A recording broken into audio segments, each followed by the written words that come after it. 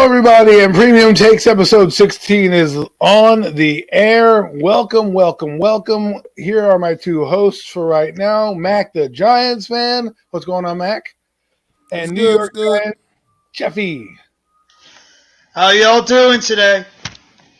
And our one other co-host who is in the background somewhere listening, Zion Zenith, will be joining us soon. Fellas, today is a good Sunday, beautiful day. I don't know if it's beautiful by you, but it's beautiful by me. But it's not beautiful in New York City where the Yankees and Mets are playing. So why don't we get into our first topic, fellas? And the MLB season is in full swing. Mac, I know you're a Giant. I know you're a Met fan, and Jeff, I know you have some Yankee news you want to touch on. So why don't I let you guys get into it and give us some latest updates and rumors around the MLB? Well, the Mets right now off to a great start this season. Yet to lose a series this season. They've only lost one game in each series, basically, that they've played so far. Right now, off to another good start in this game they're playing today. They right now clinging on to a 2-1 lead in the top of the seventh out in Arizona, a team they already played earlier last week in their second series of the season. And right now the Mets are just there. I mean, they're stepping it up this year, man. The bats have awakened. You got Francisco Lindor earning that paycheck, that huge salary he got last year. He's absolutely earning it this year, just knocking everything out the park. Pete Alonso, got his bat going early, man. Got McNeil swinging the bat well. Got Nemo back in the lineup. Kaha back in the lineup. Canna back in the lineup. I don't know why I always mispronounce that man's name. But these guys are doing really well, man, right now. I mean, they came off a disappointing loss last night, but, this is a long baseball season. You're not going to win them all, man. And right now I'm proud of the Mets, seeing what they're doing right now, because finally they're getting some good run support to match their good starting pitching. You know, the bullpen is still a little suspect at times and get a little shaky, a little dicey. But at the same time, you got good, solid starting pitching. And the Mets, like I said, their bats have been absolutely wide awake this season. They're still on bases also. Very aggressive on base running this year also, man. That's good to hear. I'm definitely happy with what I'm seeing in the early start of this season for the New York Mets. Thank you, everybody in the chat. Welcome to our show. Jeff, what do you got for us? Hit Squad, Jaden, everybody in the chat, welcome to the stream today. And I'm just first going to echo off as a fellow Met fan as well. I'm going to echo off what Mac just said. The Mets are off to a terrific start right now. They're hitting the ball very well. They've actually been off to an incredible start pitching. They've had one of the best pitching ERAs this season, and that's even without their ace, Jacob deGrom. So that just shows how well that they're playing right now and they're pitching. And, the bats are off to a really good start. But they keep right it up, now, with the Mets right now, it's great and dandy. But how many years in a row have we seen the Mets get off to great starts in April and May? And then they, for some reason, always sputter in June, July, and it ends up costing them in the end. So I'm very happy with the way they're starting. This is a great start right now for how this team's playing. But talk to the Mets fans. Mets fans, start talking when we're doing this in June, when we're doing this in July, when we're doing this in August, and we're still playing this high of a baseball. We're still playing this great a baseball at that time of the season. Now, in terms of the Yankees they actually had a very good game today. They hit incredibly well. I think it was 8-0 the final score. Garrett Cole, who's been rough so far at the beginning of the season, he pitched himself a hell of a game today. The Yankees bats woke up today, especially Anthony Rizzo, who's been off to a great start so far this season for the Yankees, probably their best hitter right now so far. Gallo got some hits. LeMahieu's off to a pretty solid start. But this whole entire Yankees thing is tied into the story that occurred yesterday, unfortunately, at Yankee Stadium towards the end of the game, where some fans were unfortunately throwing some materials at some of the Guardians players at the end of the game. The Guardians players. It's going to take me a while to get used to saying that. Come on, you know? Yeah, they actually got a little bit out of control and started throwing some bottles and cans and stuff at the players of the Guardians. Now, I know there might have been some instigation going on back and forth, and including one of the Guardians players deciding he wanted to start climbing on top of the fence and try to go in there and start fighting with the fans. And that's when things really escalated. And it was turned into a really, really ugly scene there. So it's not a very good look after the Yankees actually had a very good win yesterday. So it's just an unfortunate event that happened yesterday at Yankee Stadium. You hope it doesn't tarnish what was actually a very solid win for the Yankees yesterday and actually would end up being a great game for them today. Like I said, where Garrett Cole pitched a great game. The Yankees bats came alive, and they were able to win 2 out of 3 against the Guardians. So the Yankees had themselves a great series so far. The Mets have played very well so far at the beginning of the season. They're pitching, they're hitting, but at the same time, it might just be a cloud overhead of what happened at Yankee Stadium yesterday, which is still being talked about as an unfortunate incident that happened. And just overall, you can't let things happen at all. So it's just a very positive besides that one incident, it's actually been a very positive weekend for both baseball teams in New York. Well, it's always good to get off to a good start in baseball. And I know you guys are Met fans and Yankee fans respectively, or follow both teams. And we've seen the curse of both teams, right? The Mets have come out to a hot start and then fizzle out in the middle of July. And by the time the playoffs roll around, you're sitting there just watching games, hoping, basically like what you do with the Giants, hoping the season ends at some point and you make it through. Yankee fans have been disappointed because they make it to the playoffs and then choke, right? So this year, let's get off to a good start and let's get some good feeling, because I think that's what these teams need. Build a little confidence, right, so that when they are in the middle of the season, they hit that lull because it's hot. It's been a long grind to get there, that they can kind of weather the storm and then finish strong at the end. That's why I'm hoping for both New York baseball teams. I was going just jump to this. As far as the slow start, I understand exactly where you're coming from with that, being a Mets fan, Jeff. But I feel a different energy with this team this season, man. Like last year, even when you look back at last year's team, got off to a really good, strong start, but that was so heavily relying on the starting pitching, man. The bats just weren't getting the job done, even in the early part of the year, especially when Jacob deGrom was pitching on the mound, man. It seemed like they really wouldn't score runs for him at all. They just sat back and just knew he was going to pitch a gem, and they didn't have to do much anyway. But I feel a whole different energy. This team is just so much more aggressive, man.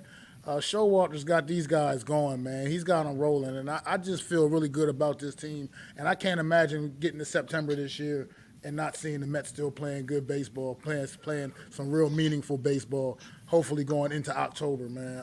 But we'll see. It's still early, so we do have a lot more baseball to be played, man. They starting a tough series tomorrow against St. Louis, so we'll find out, man. It's another good measuring stick early in the year for them.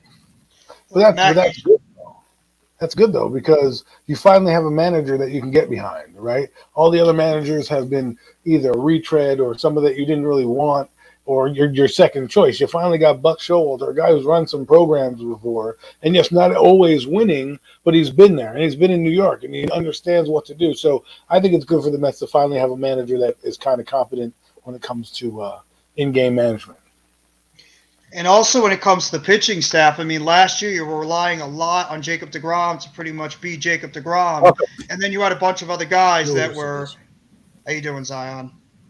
You were relying on a bunch of other guys who they have had success in their career at times, but they were not proven guys who had injury issues and stuff. Whereas this year, you lose a guy like Jacob deGrom, but who do you have right behind him? You have a pitcher like Max Scherzer, who's off to a terrific start so far with the Mets, who has a great – he's had a great career overall with many seasons. He's had great seasons in Washington as well as Detroit, and I mean, he's the perfect guy you could slide in there that he could catch up for what deGrom's loss is right now. And then you have Chris Bassett, who as well has pitched very well for the Oakland A's in the past, and then he just slides in here as your number 3. Right now is the number 2, and he's coming in and done a really good job pitching as well. So you have some other guys that have come in and that they've been able to do their job.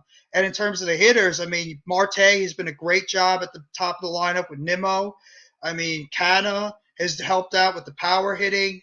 McCann seems to be off to a good start right now. Escobar, your perfect guy that you could just slot everywhere in that infield if you need him to be.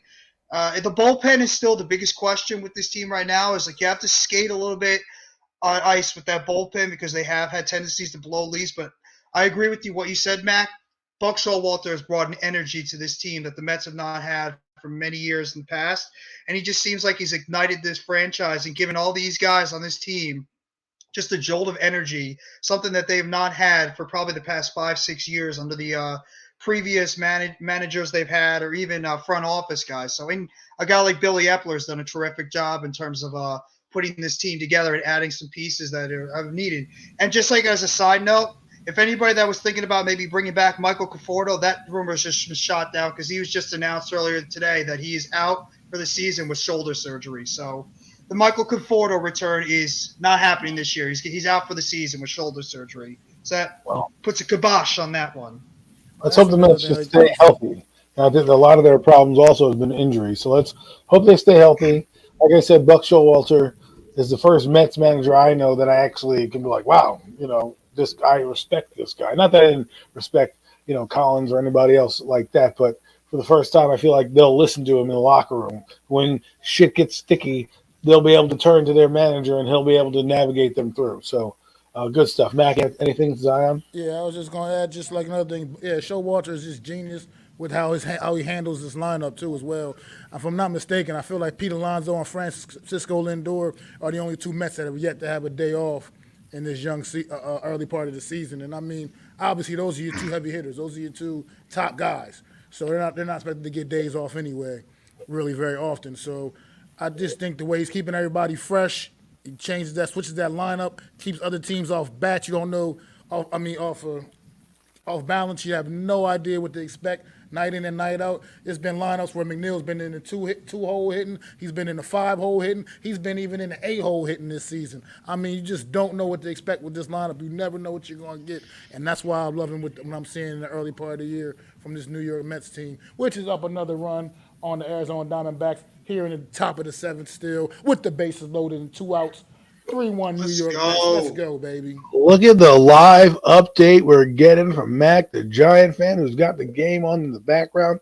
He's watching that, and I'm watching the Geico NASCAR series in Talladega. Go figure. Right? So. And you know what? As a Mets fan, too, you know who I'm the happiest for? A guy that was pretty much a lot of the fans try to run off this team, Jeff McNeil. That guy has got a terrific start to the season right now after having a rough season last year. And a lot of Mets fans were thinking about trading the squirrel. You know what? That squirrel be running after them. You know what? Those acorns lately, he's been playing a hell of a job right now. He's done a great job so far this season. So, incredible start for McNeil so far. Very happy to see that. For one of the most off to a great start, as you said, and right on cue with the bases loaded. Marte up to bat, and he just gets plunked by a pitch with the bases loaded. So another run just walked in, and another New York Met batter plunked this season. I feel like every single series this year the Mets have played in, they've had a batter hit by a pitch, at least one. And we already know about the first series of the season where they had like 4 or 5 batters hit by pitches.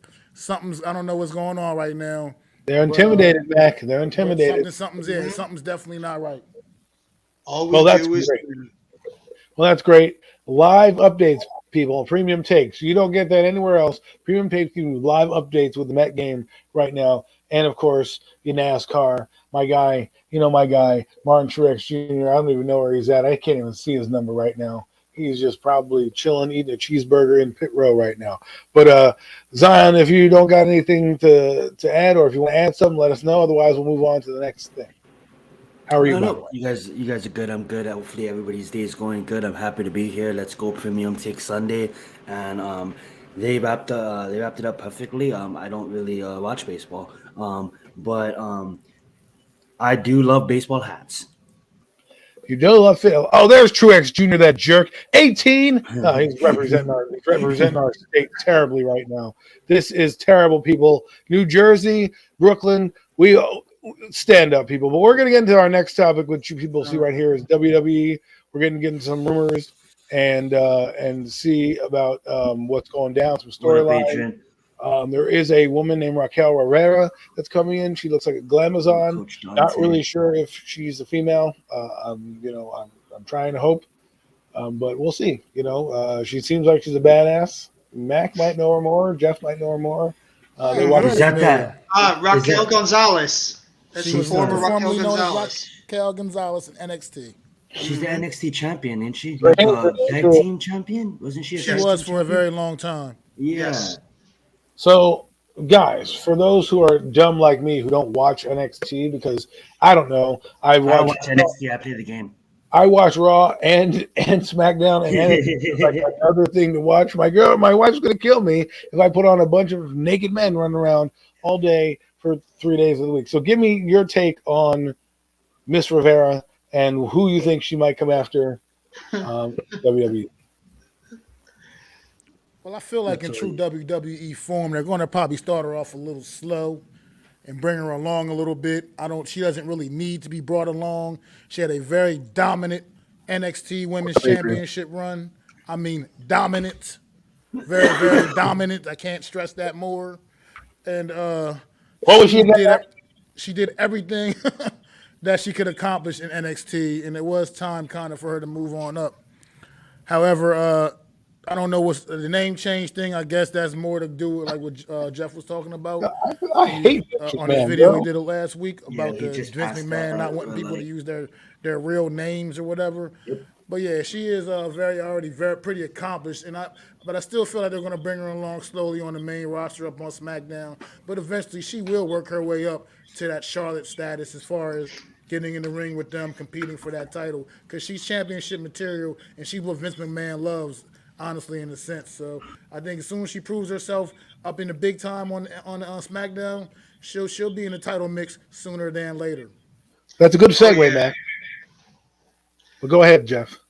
Oh, yeah, you could even tell right now that they're going to be positioning Raquel Rodriguez into a main event role eventually. But like Mac was mentioning before, they're going to slowly build her up, maybe have her wrestle against some of the lesser known, I guess like the jobber people, like maybe an Aaliyah, who's now doing backstage segments. Maybe have her like wrestle somebody like that, maybe Shotzi Blackheart, those types of people. And then eventually, move her way up to Charlotte, because you could tell right now, WWE sometimes makes it so obvious who they're positioning as their future next people. And you could tell that there's 3 women that they're positioning to be their next stars. And that's Raquel Rodriguez, Rhea Ripley, and Bianca Belair. It's like the 3 big female stars moving forward, when eventually the horsewomen all either retire or they go off somewhere else. So it's just if they do it right, she could be somebody that they could build around as a cornerstone in that women's division. It's just, as we all know, as longtime WWE fans, can they actually do it right with her? Can they build her properly? Can they have her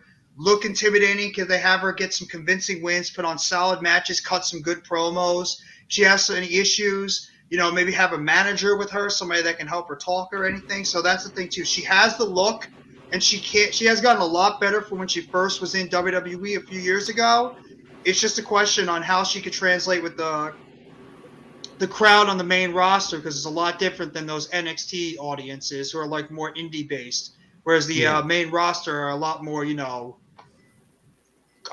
that word? Casual fans. They're more casual. And because you move around a lot more on the main roster, NXT competes a lot more right in the Orlando area at Full Sail Arena, whereas the main roster, you move around week to week, different city, every week. So it's got a lot you're not over with the crowd. You're pretty suppressed. Zion, anything in this region? No, I was gonna mention Bailey. But Jeff brought up a good point, because she was one of the 4 horsewomen. So like you were saying, when they're gone, I could see it. Not really a fan of Rhea Ripley, but she is a beast in the ring. And obviously we all seen that tag match where she dominated, and I don't know if they're gonna break up and live, but yeah, I could see those 3. Oh, they already broke up. He mentioned that's broken. That's broken. That's I gonna never be our watched next little quick SmackDown. rivalry, and then that's gonna be. I never watched SmackDown, but as far as the women conversation, Raquel or whatever her name is, we'll see. She looks pretty dominant. I watched a little bit of NXT, not that much, but I mostly know her by playing the video game and seeing her in the game and stuff like that. But other than that, nothing to tie into this set storyline, but maybe other storylines. Okay, well, great. This segues us into, since we're talking about women, the match that we are waiting for, the I Quit match between Ronda Rousey and Charlotte Flair. Now, this build is getting a little weird. First off, Gulak, man, they are really sacrificing him. Huh? I hate it. I hate it so much. Disrespecting that man. I hate it. Like, I don't know. I don't mind the Ronda Rousey thing because I kind of like Ronda Rousey. I could see her doing that to a dude. She's done it to Triple H and things like that. So for me, that's not as bad as when it was with Charlotte Flair. But if he's going to keep coming out every week and doing this, now I do like him in the assistant role to Adam Pearce, which I think that means they're going to move what's her face out of the GM picture. But let's keep on this match real quick, and then we can touch on to some of the other ancillary parts that come with it. But what do you guys think? Do you think it's going to be a good match at Backlash? And who do you think is going to win? Oh, I just have I this whole feud since it first started when Ronda came back, I just not feeling it. It's boring to me. It's bland. Ronda can't cut a promo for. I'm say it for shit. She can't She can't cut a promo for anything. She seriously needs a manager. Charlotte is good when she can be, but she's just been so shoved down our throats. I mean, I think it's disgusting. Go fast, Jeff. I think that's a good point you bring up. Like, she can't cut a promo, but she's such a big superstar that her name is the promo. That's it. That's what they live by. That's what they booking on, count on. I mean, yeah, exactly. She can get up there. She's and Goldberg. She's the female Goldberg, and it doesn't matter. So She's just the problem is she talks very fast and very quickly, and you're like, "Well, Ronda Rousey, I'm going to beat your butt," and you're like, "Slow down, and talk and correctly." Charlotte sounds like a robot. Yeah. You know what they need to do? They need her to have to go to the drive-thru with one of those bad people who had the bulky microphones. Like, please speak directly into the mic. Dude, that'd be a good set for that. Like a Whopper! Yeah. So she could learn how to speak into the mic a little clearly, you know? Yeah, I don't have any, I don't care. I can't believe I don't care for this match at all. I don't care because the feud has just been so boring and there's been no extra flair, no pun intended, to this whole entire feud or anything. Maybe the match will be good.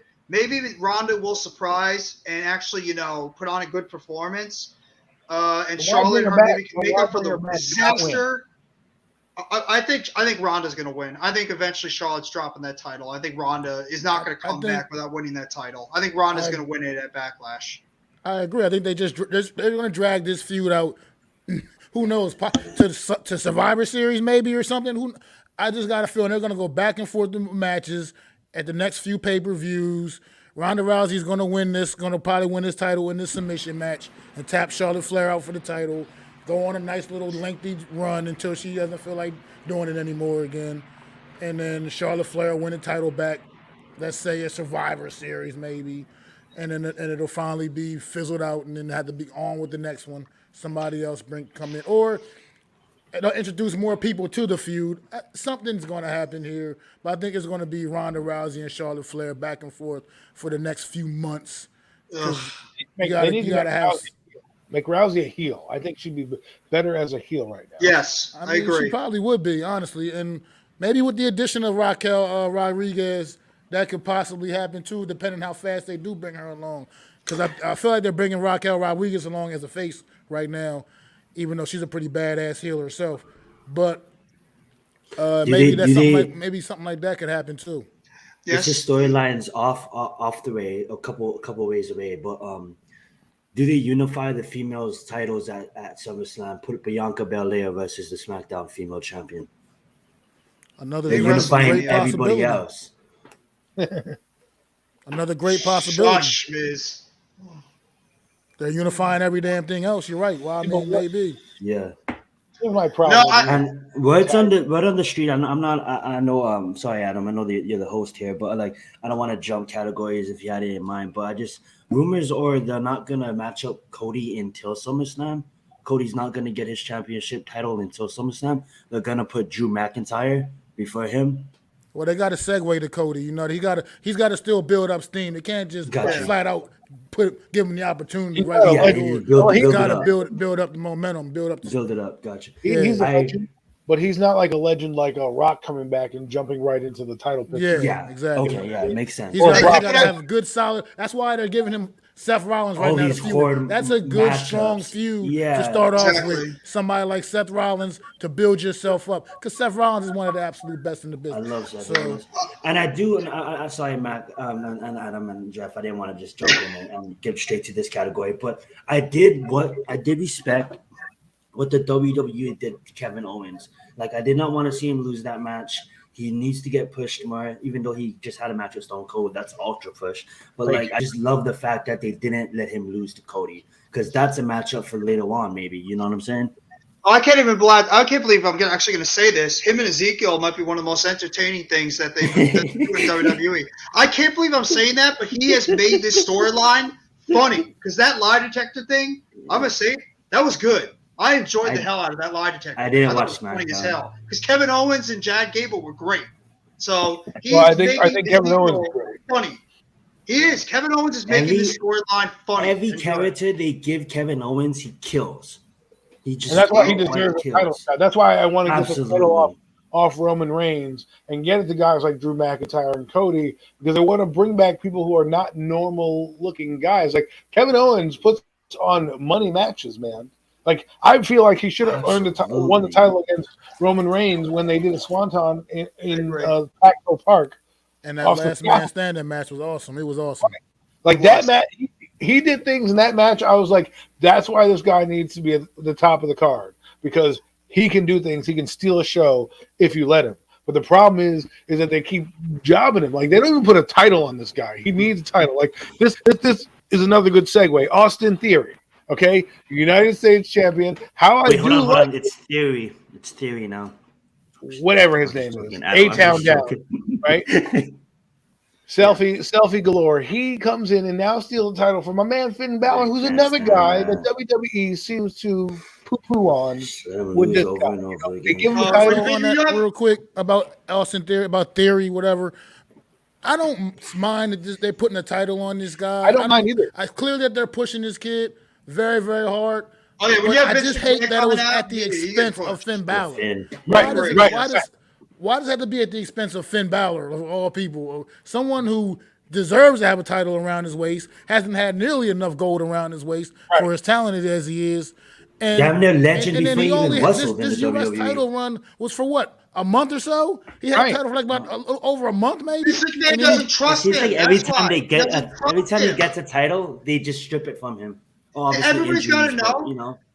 As a wrestling, like, you have to know the wrestling 101 stuff when it comes to backstage stuff. It's all about who Vince McMahon trusts and who he thinks could be a top star or close to a top star. And he obviously doesn't view Finn Balor as a guy he could trust towards the top of the card. And that's why he only has him When he comes having a out the title whole for a ring. month, and then that's it. And I want to just say that I get why they want to push him, the Theory, because he's got the look. He's got everything you need. Randy Orton. He's a Randy Orton. He is the future. He's the future. But why would you not put him in a tag match and do something like that? Because I feel like Finn Balor comes in, he gets the Universal title, gone. He gets the Intercontinental title, gone. He gets the USA title, gone. It's just like you don't even realize that he's had the title because he's gone from TV for weeks. And you're like, oh, man, he did have that title run back in. He's going to be one of those guys where you're like, man, he had a great career, but you'll never hear about it. Yeah. Oh, now, possibly does Finn Balor maybe rejoin hook up with AJ Styles, take it back to the old school New Japan Bullet Club days, and help AJ Styles out with this whole Damian Priest Edge situation he's dealing with. If they do something like that, then I'll be all right with it again. Because I would love to see Finn Balor and AJ Styles. Well, I'm hoping because the product's been sucking right now. So why did he turn Edge back into a bad guy? Oh, it's great. He's been awesome. Him and Priest Edge look is so an amazing good heel. right now. Yeah. He's an amazing heel. Yeah, Priest is fantastic. Where they're building the two of them together. It's part brood, part, all that stuff that he was, and it's like, wow, he can really take it to the demonic dimension. Now, if Aleister Black were here, that would be a perfect compliment to that faction. I know they're trying to bring that. I can't pronounce the kid's name due to the bald head coming from NXT. Tommaso Ciampa? Yes, that guy. Ciampa, I'm going to call him because he's the other NXT champion. They're saying that he might be in there, and then if Rhea Ripley comes in, it'd be an interesting faction to see. One we haven't seen since like DX, to have like a female in their stable, and it would be cool to have a stable like that, and let them create havoc. I don't want Vince McMahon to do what he normally does, is like as soon as ratings go down or something happens, they'll just break it up quickly. Let them build Let up. it slowly build. Yeah. Exactly. Let it ember and then let the fire go, because you can do so many things with these guys. Adam, have you seen Tommaso Ciampa's work that he did as a heel in 2018? If you haven't, Google his matches, Google his promos back in NXT circa 2018 when he was going against Johnny Gargano. I'm telling you, you are going to be so excited they let this guy be who he was a few years ago. This guy was the best thing in wrestling. And I'm not even saying wrestling a few years ago. His heel turn was Triple H-esque. That's how good it was. This guy would fit in perfectly with that group. And I just want to make one quick thing. Did you guys see the report recently that was just released yesterday about that Vince McMahon is trying to turn some of these stars that he's had on the roster that have been misguided into faces or heels? Because I think on a main event show, they just turned Mansoor and Mace into heels and have joined this new LA Knight stable. And I don't know if you saw SmackDown yesterday, but on Friday, they turned Xia Li into a heel who's been, I don't know where the hell she's been this whole time, but now she's a heel all of a sudden. So she's trying to heel in NXT. Before she came up to the main roster, she was a heel in NXT, and they had her working with that chick Wendy Chu, who she was called Ming Ling or whatever then. But she was that's the Wendy Chu chick that's always laying around in her onesie all the time. That's that chick now. What? And they had her. She was doing pretty good heel work. I think one of the problems with Xia Li is she's not that safe. I've heard a few stories about her in matches really kicking the shit out of people, like for real. And I she's think very physical. It could be an issue where maybe their people aren't comfortable working with her yet. And that makes me wonder why they would have brought her up to the main roster, because that's been an issue with her from things I've heard about her even back when she was in NXT. And maybe she's already had some issues with the main roster. Stop me so hard. Where is Shotzi Blackheart? I'm wondering that question. Honestly, is Shotzi? She could be taking a long little extended time off, personal time off, man, because like I said, pretty much she kind of disappeared right after her father passed away, and she hasn't been back yet since then, so she could be taking just some personal time to herself. Where's Alexa? Get her mind. I don't even know. It's Alexa back in order. Where's Oscar? No, Oscar. Where's that's Oscar? a mystery. I have no clue about Oscar. Bailey's Bailey's at the, not to bring it up, but Bailey was at the Brooklyn game the other day. Yeah, with Aaliyah, who they were starting Aaliyah off, and she had a big win on one of her first matches, and now she's relegated to doing horrible backstage promos with Ricochet. So I mean, they obviously lost faith in her. Well, Ricochet, that's a guy. He always has to defend his title. I like that guy. He deserves. He deserves to be a intercontinental title holder. He's kind of what the intercontinental title is. A guy who it should technically be a light heavyweight championship. That's what they really should bring back. Is kind of these guys who are not the Drew McIntyres, but a notch below who deserve to be in the spotlight. I mean, Ricochet has earned his stripes. He's a high flyer. Does some things that I've never seen before. And speaking of things I've never seen before, having McIntyre do that flip and land on all those guys, the lumberjack match was kind of incredible for a guy his size. But getting back to Ricochet, I like them. I never really was a huge fan of Ricochet, but it's cool to see him getting some respect. I have a question. As far as the Street Profits go, I love the Street Profits, but I don't like what's his name, Dawkins. Street Profits are up. Angelo Dawkins. Is it just me or does I just think they should just push Montez forward as a solo act because no, man, they're too good together. They came in. They came in together as a tag team, bro. They came in as a tag team. How many tag teams split? Can Montez Ford give Dawkins some lessons? I don't think they have the chops to be solo. I don't. That's just me. No, okay, that's fair enough. You'd be surprised how much better Dawkins has gotten over the course of the last few years. So he is getting better. He's gotten vastly better from when he first started. I'm not trying to diss He was in a couple other random tag teams when he first got started, and then all of a sudden him and Montez Ford came on the scene together as the Street Profits, and it just ascended from there. I just don't feel like if you broke those guys up, that I could see one of them being the heavyweight champ. You've never seen either one of them. You've never seen either one of them as a solo act. They've been a tag team their entire WWE run. And They've it's always working. been So the just need tag. that. Even like I said, Dawkins when he first came into NXT was in several little flimsy tag teams, but he was always in tag teams. He's never been a solo act. Never seen Montez Ford as a solo act. It was like when they broke up the Dudley Boys, and that guy did the preacher act. He's like he liked it. It didn't go Oh over. yeah, Devon, Right. Reverend It didn't go Devon, over and well. then you have Deacon Batista. Right. Breaking them up. It's like for me, it's hard because unlike the New Day, who kind of had three different unique superstars come together. Those guys were solo acts before they came together as a tag team, and so they could carry. If you broke them up, I feel like it'd be like breaking up Margie Jannetty and the Rockers. But who's Shawn Michaels? And like they have a space on the show already, and if you broke them up, it'll be hard to try to fill spaces. Yeah, but you're also trying to unify the championships. You need tag team. You need tag team right now. You know what I mean? Anyway, I got a quick question for everybody. I know it's WWE right now, but what are all your opinions about this AEW and New Japan show that's going to be coming on June 26th? You have any thoughts on that at all? Because it is a big, big show for wrestling overall, so you have to think about that. Cross brand. I think cross branding is good. You're going to see a lot of wrestlers and things that you've probably never seen before in the watered down WWE. Mac, you have more of a history of the indies than I do, so I'll let you take it away, but I think it'll be great. I mean, it's going to be a tremendous show. You're going to be talking about some good wrestling matches. You're not going to get a bunch of just backstage segments all through the night. You're going to get some good-ass wrestling matches. You're going to see some good top talent in the world because, believe it or not, New Japan is also a really, really big organization as well. And they have a lot of the top talent in the world. A lot of the top guys have spent some degree of time in New Japan along their journey.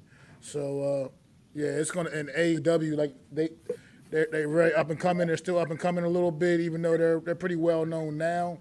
Still not at WWE level yet, but they're working on it, man. They still got some iron out some kinks in AEW, a few things here and there, but they definitely put on a better show right now. Currently, WWE puts on week to week on a weekly basis. So that's going to be a great show when that happens, man. I agree 100%. You're going to see a lot of matchups that you never thought you were going to be able to see in terms of AEW and New Japan. You could see Okada going against Bryan Danielson. You could see CM Punk going against Ibushi. You can see Ishii against Moxley. You could see all these guys that you never thought you'd be able to see go up against each other in two major promotions having a super show type deal. That's going to be a big thing for wrestling. And, I mean, it's going to put pressure on WWE because you're going to be throwing out that big type of show, which a lot of people are going to keep an eye on. They're going to try to tune in for. They're going to watch. And it's going to make WWE have to put on a fantastic show around that time, too, where they're going to have to try to – I know they might not say they're going to care, but they're going to care because they're going to keep it – I think it's like June 24th or June 26th, I believe. I'm not sure where, but – actually, it's in Chicago. It's a United Center. Well, see, that's the problem with WWE. They're going to try to bring back old AARP stars to try to entice us to come back. Goldberg on his geriatric bed is going to be wheeled out to the stage, and he's going to be like, Vince McMahon, you're next. You know what I mean? Like, and so I love that AEW is here because it should have raised the bar. I'm hoping that Cody's presence alone can kind of inject some, I wouldn't say attitude, but I guess more attitude into what they're doing, because what AEW reminds me of is the Attitude Era. That's attitude and the aggressive era. That's what it reminds me of. They just don't give a damn. They'll curse. They'll do everything that you saw in the Attitude Era, which wrestling was about, which you wanted to watch for. That's what we wanted to do. WWE's become so cookie cutter, right? Oh, we have to have our popcorn star. John Cena has to win the title and wear Fruity Pebbles shirts all the time because, we don't want to make a bad guy, right? So Matt got that one. Yeah. So, I mean, I don't know, man. I'm hoping that this just opens up wrestling for more fans and, like you said, raises WWE's bar because it's really low right now. Yeah, that's the thing. And then when WWE can get their act together and they actually can start putting on halfway decent or good shows consistently on Raw and SmackDown, it's just going to make wrestling overall better because even if you're a big fan of AEW and you don't give a crap about WWE, it's still going to hurt wrestling overall because you're going to want the number one promotion in the world to be at the top of its game, because when the number one promotion sucks, it hurts all of wrestling. It's just a fact. So if WWE can just up their game, and they've shown signs at very small times, but they've shown signs where they could up their game to a pretty high level. It's just, can they do it consistently? And that's the problem. And can they actually try to build some of these stars that they have on this roster, make them more well known, make them more familiar with the fans? And I mean, they need to try to get back that demographic that they've been pushing away for years, not just because of the PG product, but because of the crap storylines and stuff they've been throwing out there. Because that demographic that used to be very, very pro WWE, they're now very pro AEW, very pro New Japan, whatever other not Impact. Nobody gives a crap about Impact. But like all the other promotions that are out there, like they have to try to get that 18 to 49 demographic back into WWE. Maybe it costs for them to be a little bit more edgy. Maybe get like more better storylines, character development, get more like wrestlers that they like, more in tune, and more like, you know, more TV time and stuff. So that's really the thing right there, is WWE's got to raise their game, and it will help AEW, it will help New Japan, it will help everybody. Because wrestling, when everything in wrestling is good, it's going to be good. It's not going to be what it was in the 90s. Nothing is ever going to touch what the 90s was, but it can hopefully be better than it currently is now. But that touches on what I was going. Vince McMahon proved back then, when his back's against the wall, he'll come out swinging. But that's the problem. His back ain't been against the wall in some time. You know what I mean? So it just now, it's almost like he doesn't even care. That's how I feel like. He just thinks he can throw any kind of product out there because he feels like his casuals, Mac. It's the casuals, because he knows all those right casual. now. Because he knows all those casual fans are still going to be watching WWE over these other promotions. Because while the hardcore fans, a lot of hardcore fans are watching promotions like AEW and New Japan, it's still a smaller percentage compared to like the overall wrestling fan, where a lot of those casuals are still tuning into WWE more because it's the biggest promotion. It's more familiar. They're more used to some of these characters. It's just because of the WWE name. Now, maybe over time, AEW can grow to that point, but it's just the WWE name is still so big out there that people are going to always go to that first compared to these other promotions. But if AEW can get to that point, 100%. it'd be great. It would be perfect for wrestling if that could happen, but I think it's going to take time. For Crazy AEW.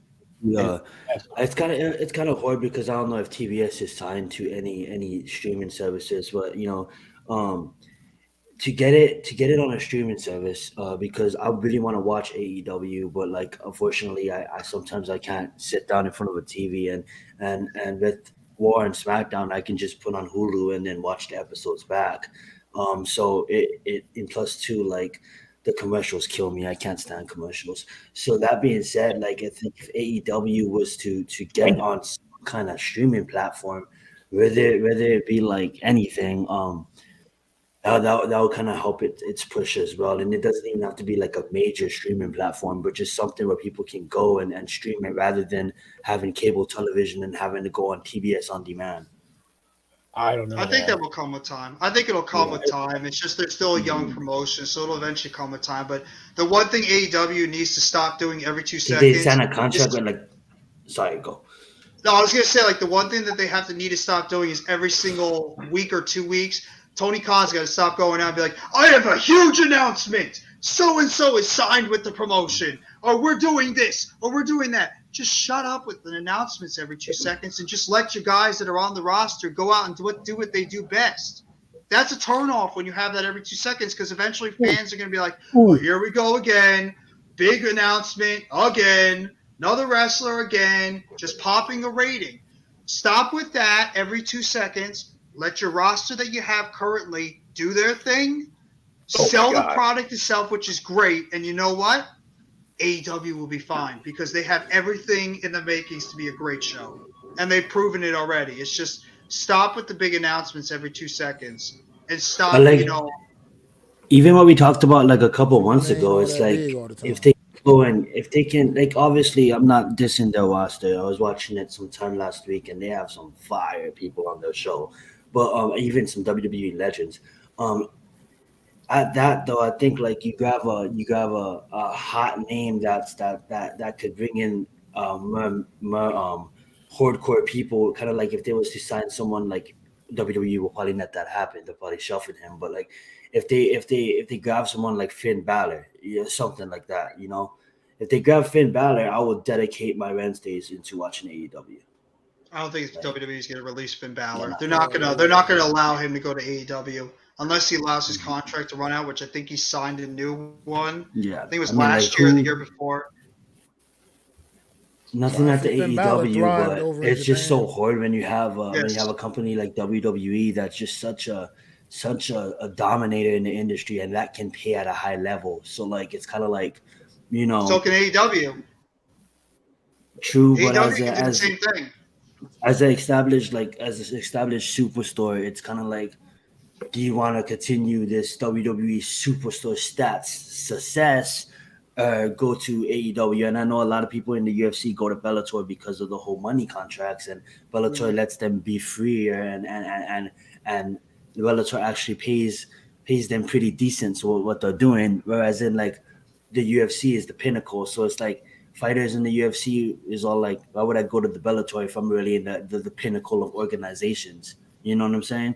To get used. So, to get used hopefully, at AEW. exactly. Hopefully, I want to see a competition here, and then I just think that there needs to be a competition. I hate monopolies, and I just think that AEW is slowly becoming a competition, and exactly what you guys said.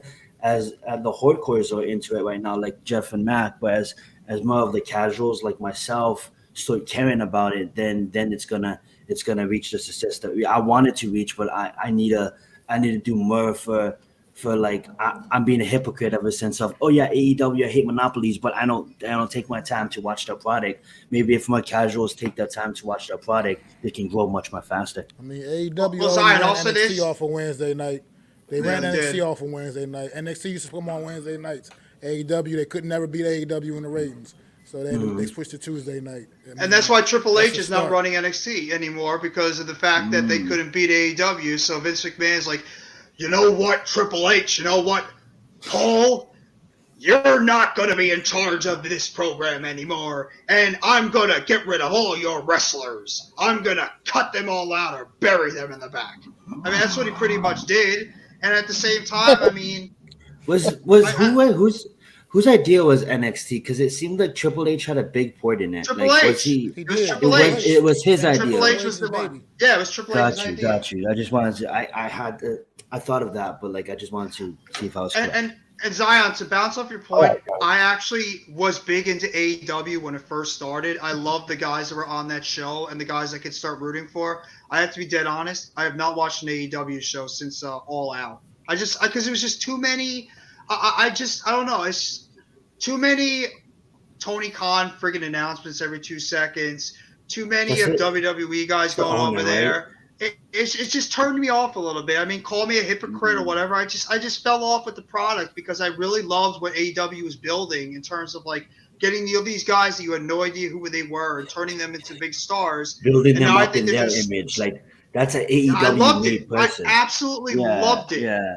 But not that, that's a recycled recycled Christian from the WWE. No offense to Christian. He's a great guy. And also because...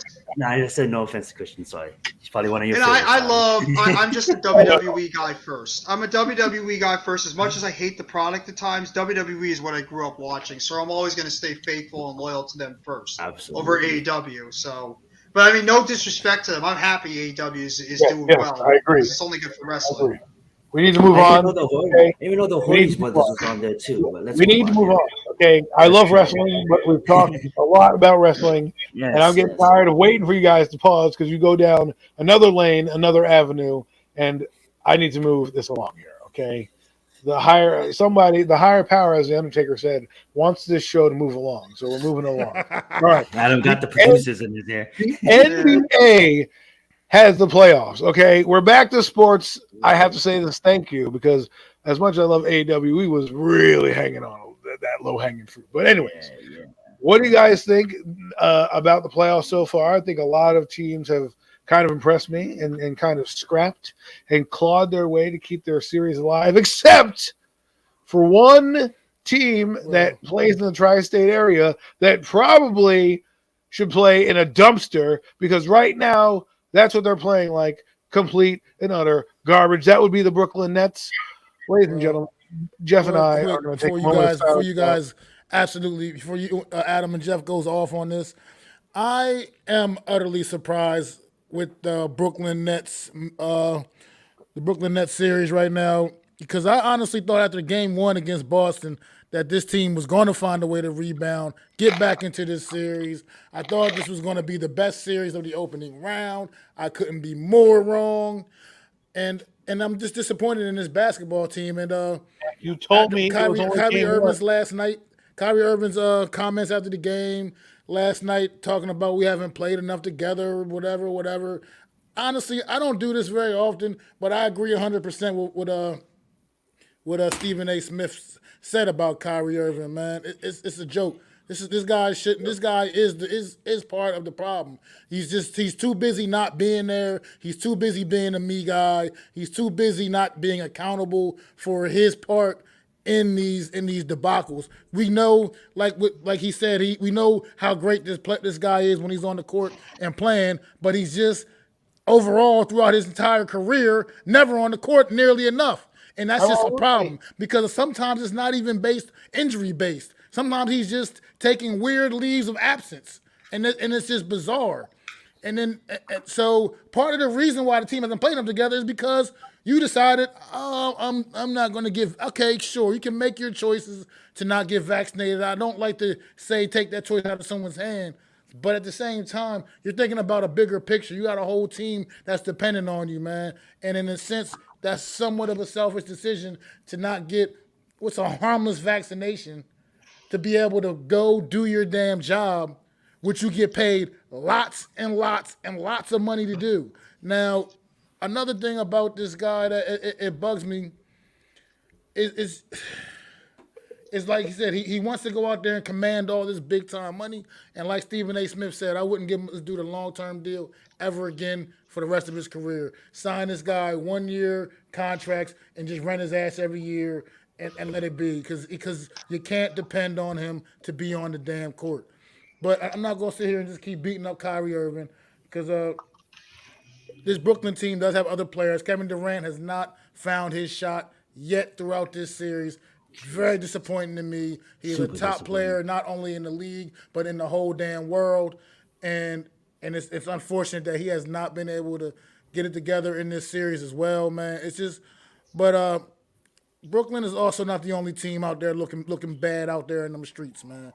I mean, the Toronto Raptors, I don't know what these guys are doing either in this series against the Sixers. They're making the Sixers look like potential Eastern Conference champions, even though it's still early to say that. Too early to say all of that. But Sixers are making it look easy against the Toronto Raptors right now. Very, very easy. Look, and they had 5 points yesterday. Like, what the hell, bro? I hear you on that. What is that? But let Mac finish, and then I wanna say something about Brooklyn, and then I'll let you guys because I know you guys have a. And I was just gonna give one quick shout out to the Milwaukee Bucks, man. You still got the Greek Freak out there and everything, but you still lose a big time player in Chris Middleton, and you still go out there and rebound in this series, and you're up 3-1. So shout out to the Milwaukee Bucks. Just that's all I really got, man. Because I know you guys got a lot to say, Adam and Jeff. I want to say this about Brooklyn. I do want to talk about the other playoffs games after you guys go, but like honestly, I apologize. I'm about to be mean, but like, bro, like, like Mac, I thought that this was gonna be the best matchup of the opening round of the playoffs, and I thought we was gonna get a superstar playoff level KD. And honestly, I thought we was gonna see a young Kyrie. I thought they was gonna gel. They was gelling before the season ends. They was on a little bit of a win streak, winning most of their games. And then what we got out of this team is bullshit. Like, I just don't get it.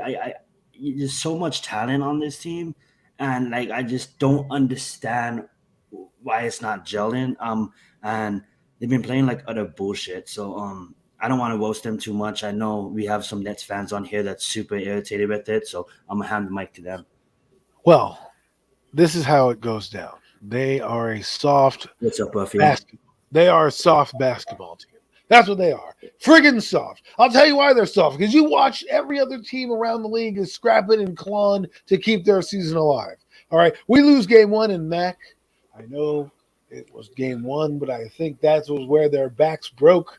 That they come back to basically win the game to lose it in the final seconds. If you had that victory right now, maybe yesterday's loss isn't as bad, and we can say, hey, game four is in Barclays Center. They have a chance to tie the series up. Now there is no chance the Brooklyn Nets are going to come back in this series. I don't want any roses, rainbow, sunshine, any of that shit blown up my ass or thrown my way because I am not going to buy it. Okay, I'd rather have you shit in a bag and give that to me because that's what's happening right now with this team.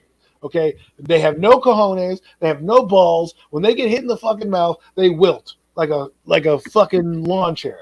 All right, they fucking wilt like roses. Okay, I'm tired of this team. I'm tired of every year we root for the Nets, no matter if you're in New Jersey or in Brooklyn or in New York or wherever the hell you are. This team does the same shit when they get to the playoffs. It's been for the last decade since they've been in Brooklyn and in New Jersey at the top of their games. They've been doing well. They trade for Darren Williams and Kevin Garnett and Paul Pierce, and they can't get over the hump. They have Joe Johnson, can't get over the hump. Right? And get rid of all those guys. Bring in KD, Kyrie Irving. They want to sign here. Biggest free agents of the offseason. Woo! What the hell is that? Put your mic down, people. No, but biggest thing of the offseason, and we're sitting here, and we're getting nothing in return. We're getting nothing from these guys. And I'm tired of it. I'm tired of getting nothing. I'm tired of KD wilted. It's like, yo, KD, where are you at, man? You know, you look at the other teams, right? I was watching the Denver game today, and you watch their team, and they're fighting. You know, they're hitting shots when their guys are open. Nets guys get the ball wide open, miss, brick. You know, run down floor, don't play any defense. Okay, Ole. You know, when they finally actually get a lead, they friggin' blow it. I mean, they blow it. You know why they blow it? Because Al Horford and Marcus Smart are playing two of the best series I've seen of basketball in a while. Marcus Smart is the X factor on that team. Jeff and I spoke about it early on before the playoffs started. We said, who's the guy that's going to give them the most trouble? Marcus Smart. Well, guess what? That guy rebounds. That guy passes. All that guy does is the glue of that Boston team. And Tatum and Brown are playing at all-star levels right now. And then Al Horford, you have him making shots, pulling our bigs out. So there's nobody in the lane there's no shot blocking presence on the New Jersey Nets. These guys are just running by and streaking to the lane and hitting layups all day, bunnies all day, and ones all day. And we're sitting here and we ain't got nobody big. We have Aldridge friggin' eating nachos on the friggin' sideline. Right in the bench. Coming over here with his damn chain doing nothing. We got Kyrie Irving, KD not making shots. What about your high-paid point guard, 6'7" point guard sitting on the sideline, refusing to play, basically? Exactly. It's like this is ridiculous. We're sitting here, and this happens every year with the Nets. And then we have a coach who, by the way, you know, I know we're winning, but damn, Steve Nash, grow a pair. I mean, he didn't have a pair back in the day when he played in the NBA. He was a little soft then, but geez, get these men fired up. This is the performance you give me in the Barclays Center. This game should have never been close at home. You should have been all over them. You should have put your foot on their throat. And what happens? What happens? Two biggest stars choking in the biggest game when we need them. You might as well get rid of them, start over, and be the lowly Nets like you always are, because that's what they've done to us. And I'm tired of this team. Jeff, take it away, man. Take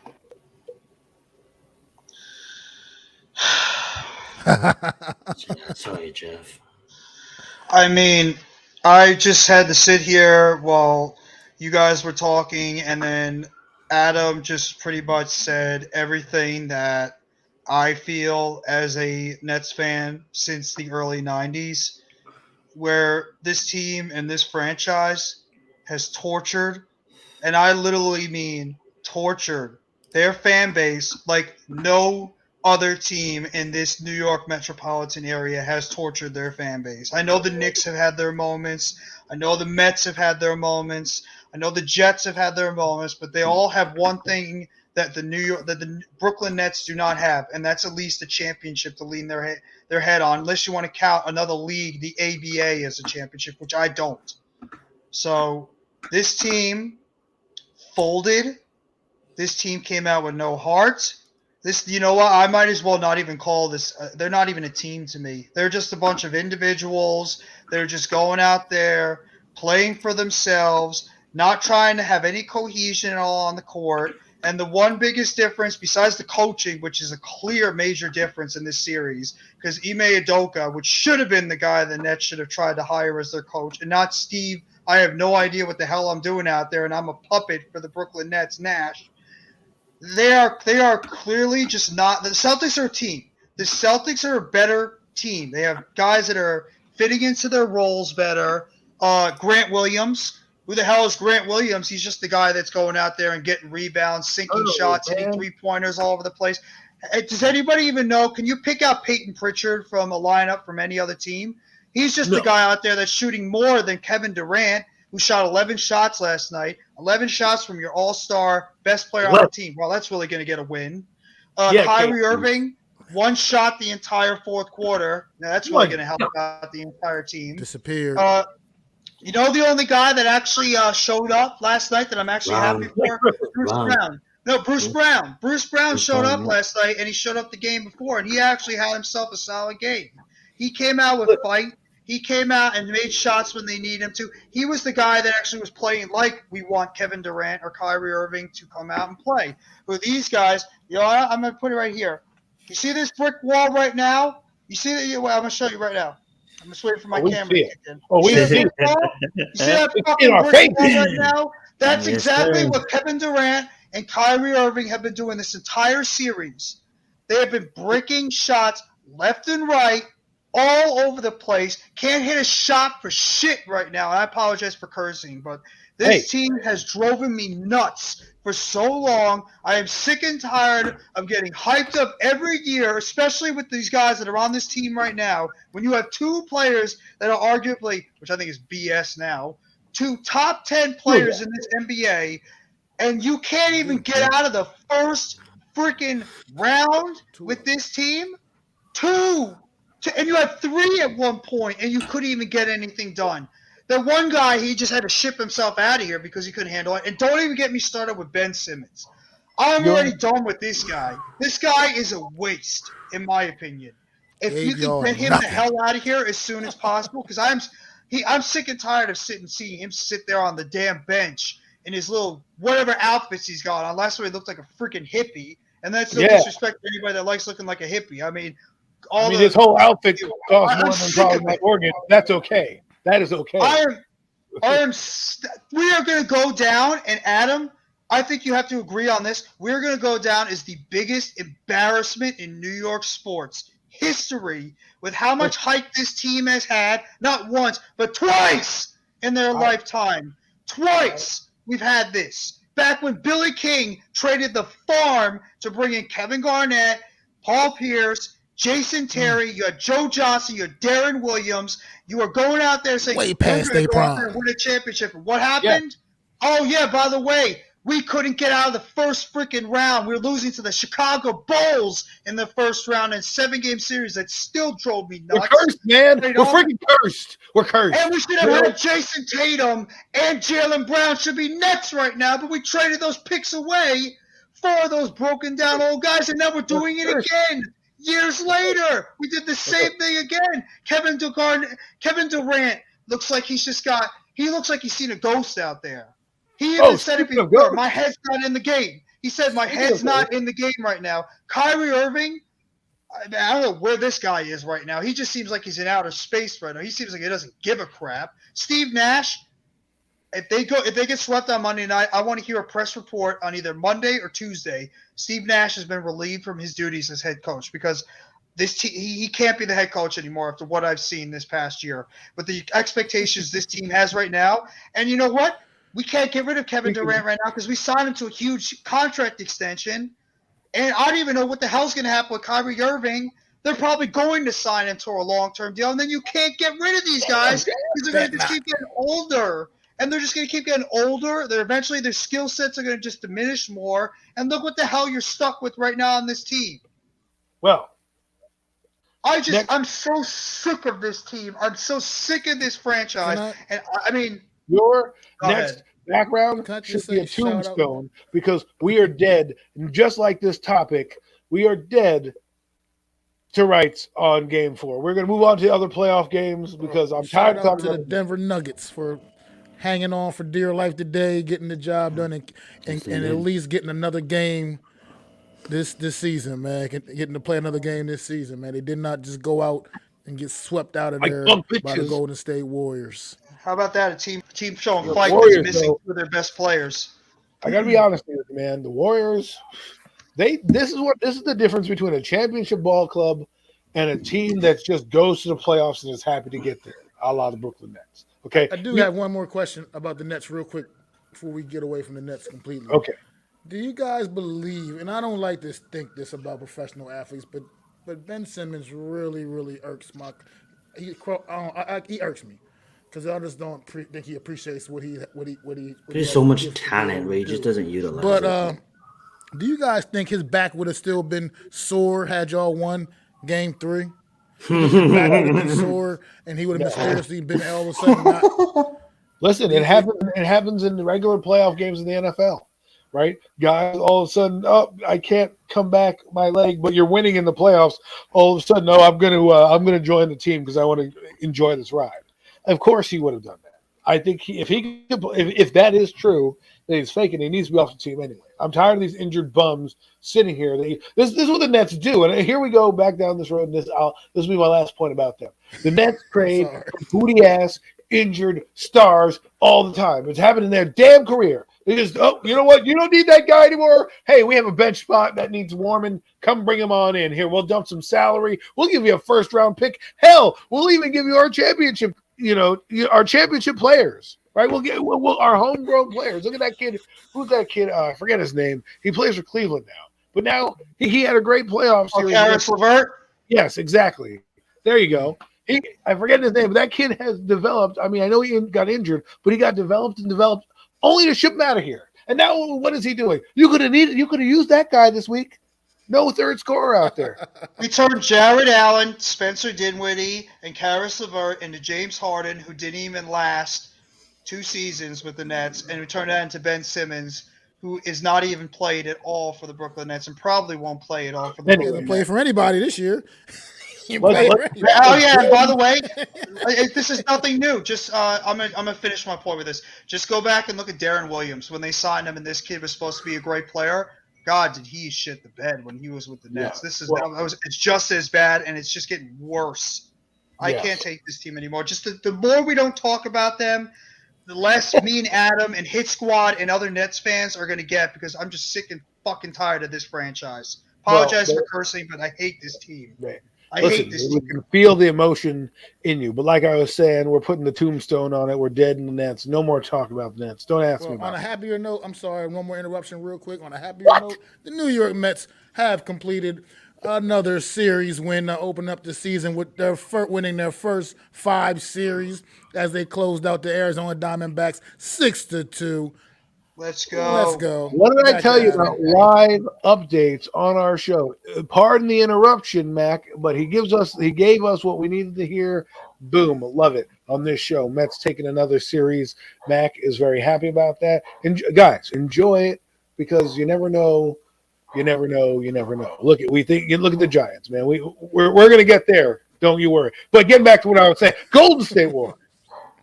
I'm gonna get into them, because this team is impressing me. What I was saying before, championship caliber. I just feel it when they play, when they move around. Steve Kerr has that team believing in everything that they do, and they go, even though they are in a dogfight right now, and they're playing Denver. You could still see the caliber, huh? They lost. It's over. They lost the game. Yeah. So even though they were in a dogfight today against them, it's just great to see a team move around. Steph Curry still playing. Klay Thompson hitting shots. Draymond Green dunking over cats, right? And you can tell that Denver is not quite there yet. They win games, but the fluidity to which the Warriors play, they're in and out of their breaks, they're passing the ball, everyone can shoot. That's what I'm expecting when I have superstars. No, this is the brand of basketball I want. And right now, I don't want to play the Warriors if they do advance. We'll see what happens. But I like the Warriors. I like what they're doing. They're impressing me. You know who else impressed me is Minnesota. I didn't think they were going to win, man. I thought they were dead to rights, but Well, one thing about this Warrior team is you got to remember they got a championship pedigree, man. These guys have been there before. A lot of these guys on this team, a lot of the top guys on this team, they've been there before, and they know what it takes to get there. And they're rallying these young guys up, and they're getting them balling too. And you got Andrew Wiggins, who has completely stepped his game back up to all-star level. And yeah, this Warriors team is for real, and I would not want to be facing this Warriors team because they are by far playing the best basketball in the Western bracket right now. And Phoenix is looking like a shell of themselves. Well, It's like a big loss. They lost man. Booker. They lost Booker, and it took a lot away Devin from Booker's them. huge. That's Well, a big loss. If you lose Booker, that takes a lot away from your well, offense. And I'm just going to then say they this need to too. pay that man. They need to pay that man because that's how I think much they did. They did pay him. They did pay him. But they No, dropped him Booker- off, man. I didn't think they would be that bad. I thought they would at least hold the water, but they're struggling right now without him. Yeah. And I'm going to say this too. Unlike that jackass team from Brooklyn, that Boston Celtics team, they're for real. They're going to Watch the that championship. team. They're That going to team the is a great No. team. And if It's Jason going Tatum across and the Jalen bottom Brown, there, Zion, if championship. Jalen, path. Nah, If nah. Jalen Brown I and think you Jason guys Tatum are making play the them way look they- better than they are. I think No. Zion. They're. I'm telling you, if you play against that team, they're a team. They're big. They will bust you around all over the place. But Jalen Brown and Jason I Tatum think are if playing like Miami two of the matches up best to players in the What's up? NBA. What's up, Ash? How you doing? if Miami you matches doing, up Ash? to Celtics, yeah, that could go down to a game 7. I'm not going to be here and sit here and tell you that it Marcus won't. Smart will shut But- down Jimmy but- Butler. Just tell nah. him that right now. Yes, he will. Nah, He will. no, he He'll will. do My it. God, He'll this is do what we paid for. This Zion, is- go get him. this is playoff Jimmy So Butler. He ludicrous. will That's do not it, and this is Butler. playoff Marcus Stop Smart. playing that. This is playoff Marcus Smart. I hate Playoff him. Marcus But Smart, he is playoff going to Jimmy step up. Butler. Defensive He's player gonna- of the year. Hold He's on. like, oh, Let's Jimmy go. Butler. Check. Hey, Jeff, let's get his let's Stop Zion that. speak a little bit on his team. I'm not trying to be mean here, but I mean, like they're looking real good right now. But it's more of your guys than them. It's more of you guys than them. I'm telling you this right now. Oh, are you I'm telling saying you that? this You right now. made It's a more of Boston KD's fucking can't fault. beat It's more Miami? of Kyrie Irving's fucking fault. Those two What? fuckers didn't show up. Stop. All right? Stop it. When they Stop. see a Giannis, I think this is called for a little bit of a gentleman's when wager they see here. a Miami, or okay? when they see even the 76ers, the way the 76ers been playing, Boston, stop it. Miami, Stop it. Eastern Conference Finals. What are we putting on the line here, fellas? Because Zion seems to be all in on Miami, that they are 2022 champions. Stop And I'm that. gonna take- Miami I'm versus gonna Golden take the State team. Warriors finals. I'm going to do what I did last year, and I'm going to root for the team that beat my team and went on to win the championship. And I'm going to take Boston. I know New York fans are probably going to choke me out right now through the screen. What are you doing? You're taking Boston. You're in New York area, you jerk. What are you doing? Well, you know what? I'm just looking at the team that has the best basketball and the best length. That team can really play. And I'm sorry, Zion. I think, like Ludacris said, that you're coming to get got, man. They're coming for your number one spot, man. We still haven't seen a game. Well, both Robertson and Tyler is making the consistent shots. Robertson All right, had his Zion. one playoff game. He had his 27 points and he fell off the map. Kyle Lowry just got hurt. I don't think he's playing tonight. But He's not. He's out. He's not playing tonight. He's gonna be healthy. We're gonna rest him. We still got Bam. Like, let's stop playing. Bam is one of the best centers. Have you seen Robert Williams? Robert Williams is a damn good Don't center. talk to me about Robert Williams when you compare it to Bam. Watch that kid Stop play. that. That guy will bang. All right, who on the Heat are covering Jason Tatum and Jalen But Brown? let's not act like Robert Williams. Let's not act like Robert Williams plays I consistent. want the back and forth, you know. Let's not act like Robert Williams is out there playing consistent basketball. That's why he's still 100 Kings. And Bam is 8,000 consistently. Consistently, Bam showed that he's a dominant center. There's only probably 4 centers in the league, and I could name them. That's probably better than him. He is So I fire. put Bam at 5. Yeah, it's and let's good. not act like Jimmy Butler, Super Saiyan Jimmy Butler in the playoffs now. It's Super Saiyan Jimmy Butler. We never seen a game. Where both. He just both dropped the Dragon Ball Z Both reference. Robertson and Tyler's both consistently hitting shots. We haven't seen a best Miami Heat team yet. We haven't seen a best Miami Heat team. We've seen It's coming at the right time. This is a pit bull going. Go ahead, Jeff. Go ahead. I know you got I'm something. sorry, to say. Hawks. I'm sorry, Hawks. And this is the thing The Hawks is not gonna bring the best version of Miami Heat out. Team. Boston will bring that version. One-man team. The Hawks are a one-man team, and that's Trae Young. The Celtics. We'll lose this game. just focus, by the way. That is a team. That is a guy. That is a full team with 2 stars that are playing at the top of their game. They have great role players, including the defensive player of the year, Grant Williams, Peyton Pritchard. I'll make a bold statement. Danny What Tice, about Al Horford, man? Al Horford. I'm gonna make They have got some players on that team that will give the Miami. Oh, here it comes. Hold on, simmer down, simmer down. A bold statement. Here it comes. This is the best Boston you're gonna Premium see in the takes on premium takes. It's Go. the best Boston you're gonna see in the playoffs this whole series because right as they get past of KD and they're gonna. I love Tatum. Let's not go how good a player Tatum is, and let's not go how good of a player Brown is, like you just said. And then I'm not gonna dismiss their roster, but what I'm saying is they're coming off of a win against KD and Irving, and they'll think, okay, now they're gonna be the favorites. You're gonna start hearing them to be talked about as the favorites, but let's not forget. There's a man named fucking Giannis in Milwaukee that'll get it done without Middleton. Let's not forget that I know as much shit as he gets, as much shit as this guy gets, and I give him as much shit too. Let's not forget that Harden is still an elite playmaker in this league, and Embiid still wants his championship. And let's not forget that Miami has one of the best fucking rosters in the playoffs. I never said that. I didn't say Boston is going to go all the way. This is to the comment on the bottom. Celtics championship now. Get the fuck out of here. Time out. All right. Listen, you two. All right. Get to your corner. Get to your corner. Let's throw some elbows out here, okay? I need to be a little bit of referee between you two guys. Yeah, I love it. I know what you're saying. Zion, the Greek Freak is there. We have James Harden. They both can kiss my butt because Boston is going to the Eastern Conference Finals, and that's the end of that. Now let's keep this going. Sorry, I'm not trying to diss you guys, but Kyrie Irving hasn't been playing basketball. Look, you're not dissing us. You're dissing Boston, okay? Because Boston is not.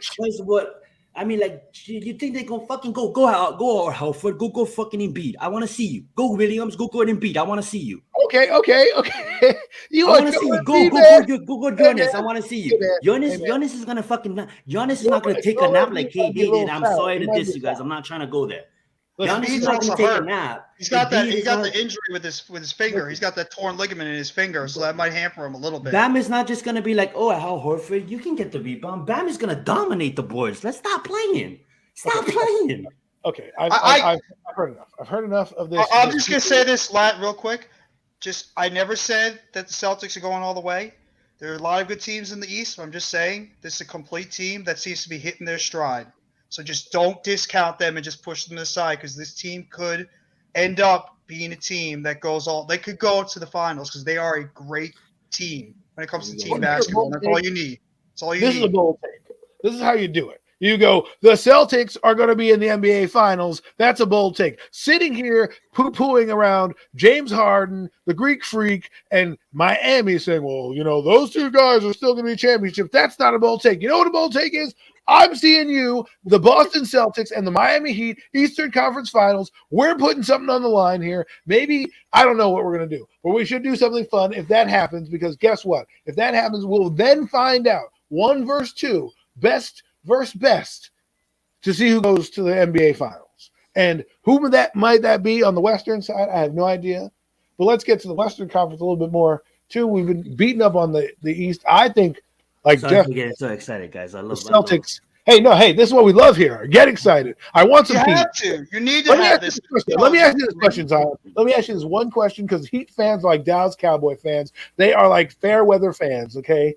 When did you start being what they are? They're like Dallas Cowboy fans. Right. You get a couple of sexy players on your team, and hey, LeBron James, man. Because this is what it is. We were suffering, man. After we won those 2 and LeBron left, LeBron fucked up our salary cap situation to the point where we had to sign players like Whiteside and Dragic. You're still a fan. We're a championship team, and we're a fucking 5-star franchise, one of the best fucking 5-star franchise. Are you talking about the Miami Heat still? Yeah, Whoa, and whoa, to see us suffer, Did you just call the Miami Heat a 5-star Shut franchise? I That's did. what he There's just a said. little bit of bias. A little bit of bias there. Here's the thing. What the Five-star suffering have franchise. you done? To see Five us star suffer franchise. after I gotta LeBron mute you, James Mike, left man. for I'm muting you, We Mike. haven't seen a championship our whole lives. Your mic is muted. That, ladies and gentlemen, they just said Miami Heat was a 5-star franchise. I had to mute that mic because that is insane insanity right now. But I'm gonna let Zion back on to detail the 5-star of the club banging Miami Heat. Go in ahead. an organization. We're in an organization. That's what it Go is. ahead, And go like ahead. to see us suffer, like, over the last 6 years before, we suffered a lot. We had bad teams. We couldn't get any big superstar. Our salary cap was all fucked up from LeBron James. I'm not blaming LeBron James. He got us too. You respect But where like, You know and what, then Zion? I'm to sorry to actually interrupt. appear in a bubble when we wasn't supposed to be there. Go ahead, Matt. I was gonna say, I didn't mean to interrupt you, but I will give the Miami Heat one thing. I mean, considering overall, compared to a lot of the other teams in the league, they are still a lot more recent to the NBA than a lot of other teams in the NBA. So they have a pretty good championship pedigree, all things considering, since they didn't come into existence until I believe the early '90s. But but they're not a 5-star franchise, bro. Please, All right, please back to don't you. ever say the Okay, word I'm sorry. suffering. You have 4 championships in the past, 20 years? That's a lot. Adam and I have not seen a championship our entire lives. That's suffering and what this franchise has done to Yes. us. Yeah. Yes. You're right, Jeff. You And guys that's have segue- 4 championships. Oh my God, Trae Young just jacked it up from damn near half court, bro. That's what I'm talking about. Ice in his veins. And that segues us into a great topic, the NFL. Fellas, we're gonna move on to our last and final Oh, topic. I just want to say, don't sleep on the Grizzlies, man. Don't sleep on the Grizzlies. I'm sleeping, I'm snoring, I'm hibernating. All right, let's move on to the NFL. They're hibernating, they're Bears. So guys, the NFL draft is upon us. It's a less than a week away. This Thursday is the NFL draft, and there are rumors, there are smoke and mirrors, and of course there's drama for our New York Giants, whether it's be the 5th overall pick and the 7th overall pick, or a certain player who decides he wants to jump into the rap scene and be a new rapper. And it seems to have brought a lot of different viewpoints to many different fans. Some very angry, some don't give a damn, and then there's some who just want to talk. So guys, we'll start with I'm not going to bury the lead here. We'll start with the Giants, because that's the topic of conversation right now. Finally, you jerk off. Specifically starting with Kadarius Toney.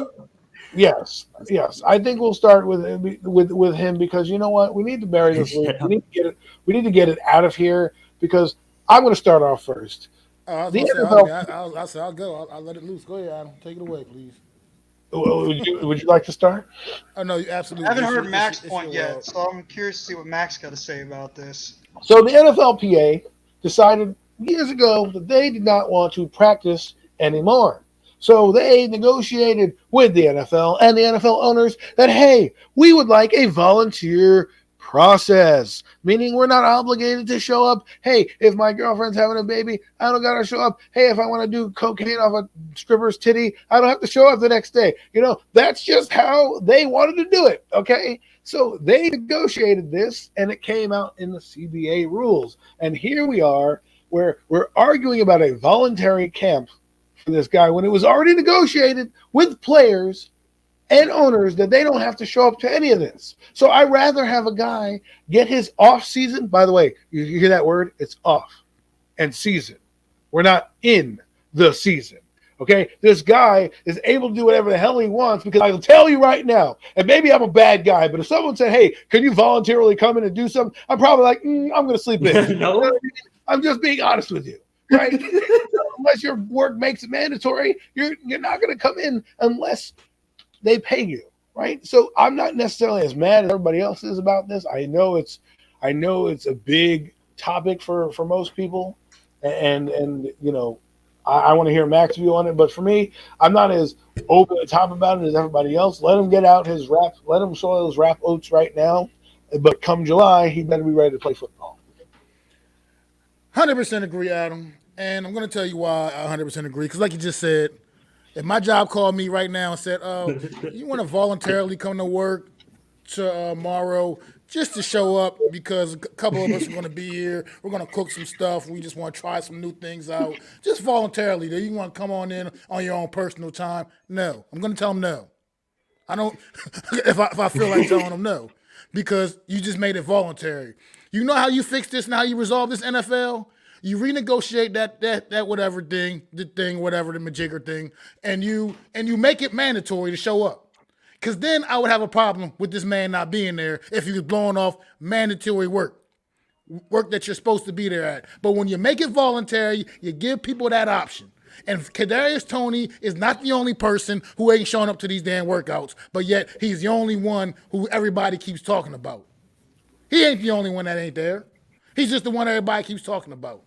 It's ridiculous. Mac, It's the new coaching staff. I understand the standpoint from you want him to go and get with his new teammates, get used to them, and meet the new coaching staff. He still has plenty of time to do that. Who knows how much he actually communicates via the phone, Zoom calls, whatever with these guys. None of us know that. None of us do. He might talk to him every damn day for all we care, for all we know. Who knows? Thank you. It's voluntary. This kid lives right down there. in sunny Florida.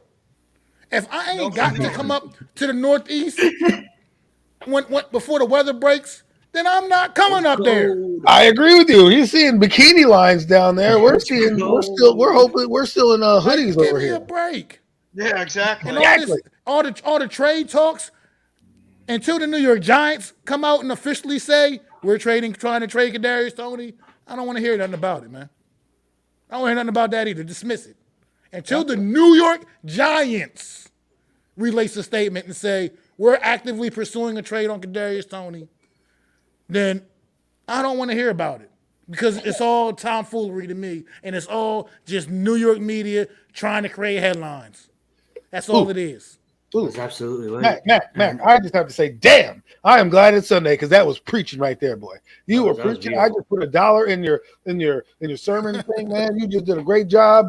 This is what people need. They need to hear Mac because he just told you what we're talking about. Volunteer. Zion, let me hear your thoughts.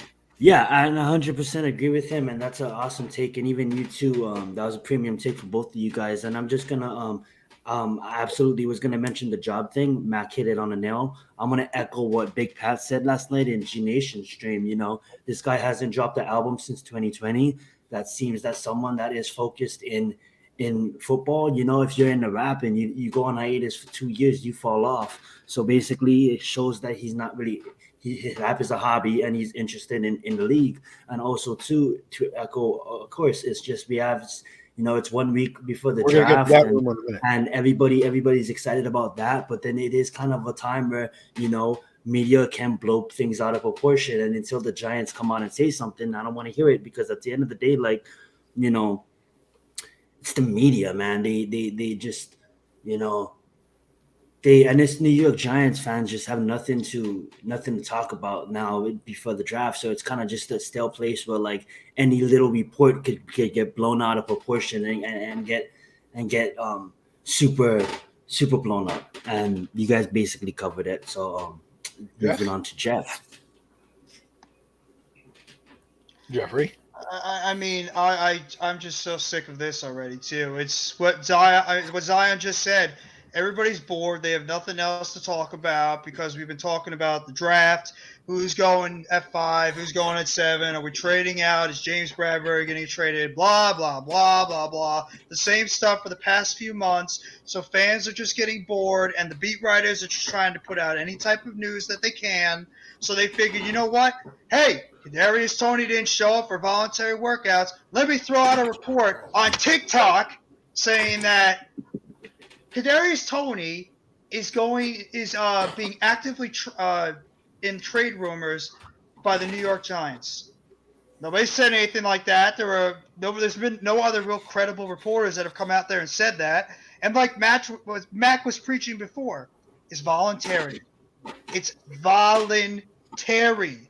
You don't have to be there while it gives a good impression to the new regime. Yes, it's maybe something that irked them a little bit and be like, yeah, it might be voluntary. Yeah, we would like you to show up, give a good impression, but at the same time, it's voluntary. And I think some fans and the media are going way too overboard with this whole situation. They need to reel themselves in, get the fishing line, reel those fans and the media back in, and stop blowing this way too out of proportion because we have no idea what exactly is going on behind the scenes with Kadarius Toney, with Joe Shane, with Brian Dable, with Mike Kapka, with any of these people in the Giants front office, the Giants coaching staff, and amongst that Giants locker room. So I just think it's right now a whole bunch of nothing, a whole bunch of rumors because we're right by the draft. We're 4 days away from the NFL draft. So all the rumors, We're going to get smoke into the screens, draft. everything is coming around all over the place. So I just think it's a whole lot of nothing right now until you actually see a reputable reporter like an Ian Rappaport say the Giants have traded Kadarius Toney to so-and-so. Then it'll become reality. But right now, I just find it nothing but rumors. As far as that rumor goes, if I'm sitting in the GM office, I'm listening to every offer that comes my way. I may at least listen to it. Doesn't matter what player they're talking about. Right. But no ties to this player in this regime. I just want to say this about the till rumor. the Giants come out and actively say that they're shopping Kadarius Toney, I have no concern of him not being a New York Giant come September. I just don't have a concern about that.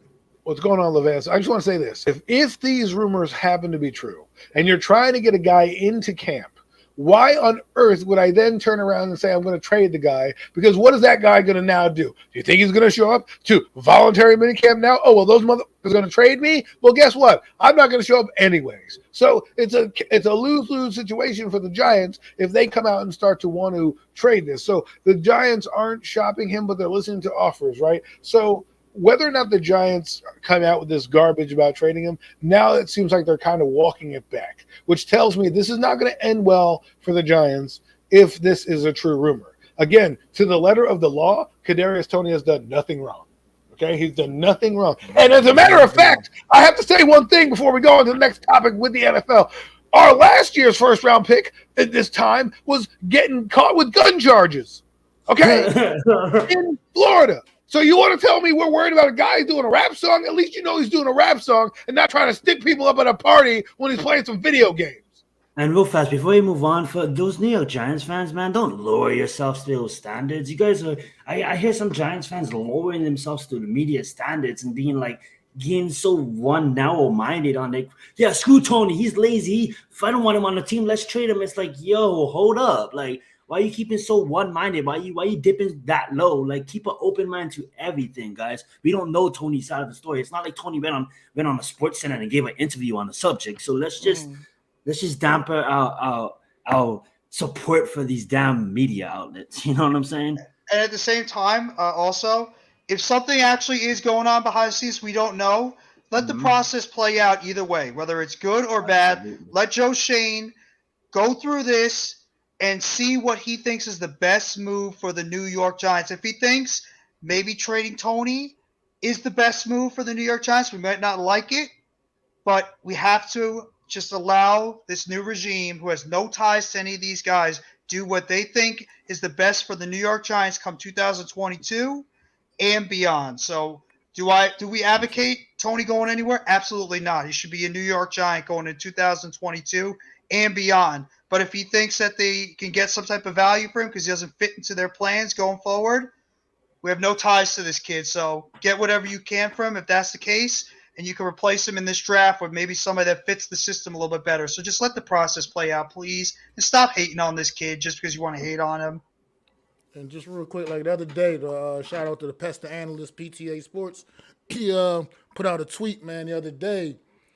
And this was on 420, as a matter of fact. And I was absolutely stoned out of my mind. It still made sense to me. And it was like, and like you said, it's like joining the military. You know what I mean? It's shout out to all the servicemen and women out there. You're welcome, Vance. Representing this country. I really appreciate that. But you did it voluntarily. No one made you join the military. You know what I mean?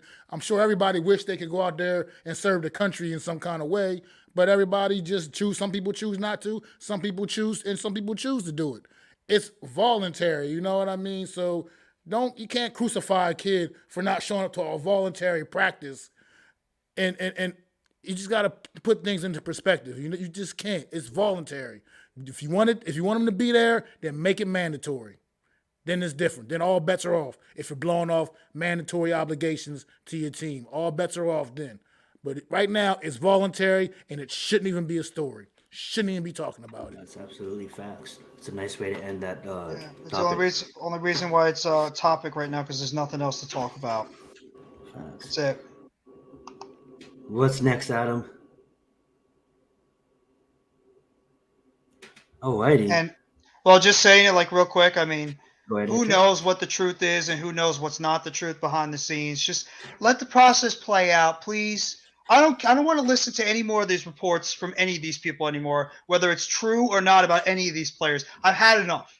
Just let the process play out. It's rumor season at high alert because we're 3 days away from the draft. You know activity is going to be going on around that time. Can we just let everything play out, please? Enough? And for what it's worth, man, come September, this kid goes out there week 1 and has a big 2-touchdown Monster. performance or something like that. Nobody's gonna be remembering none of this that went on back here in April.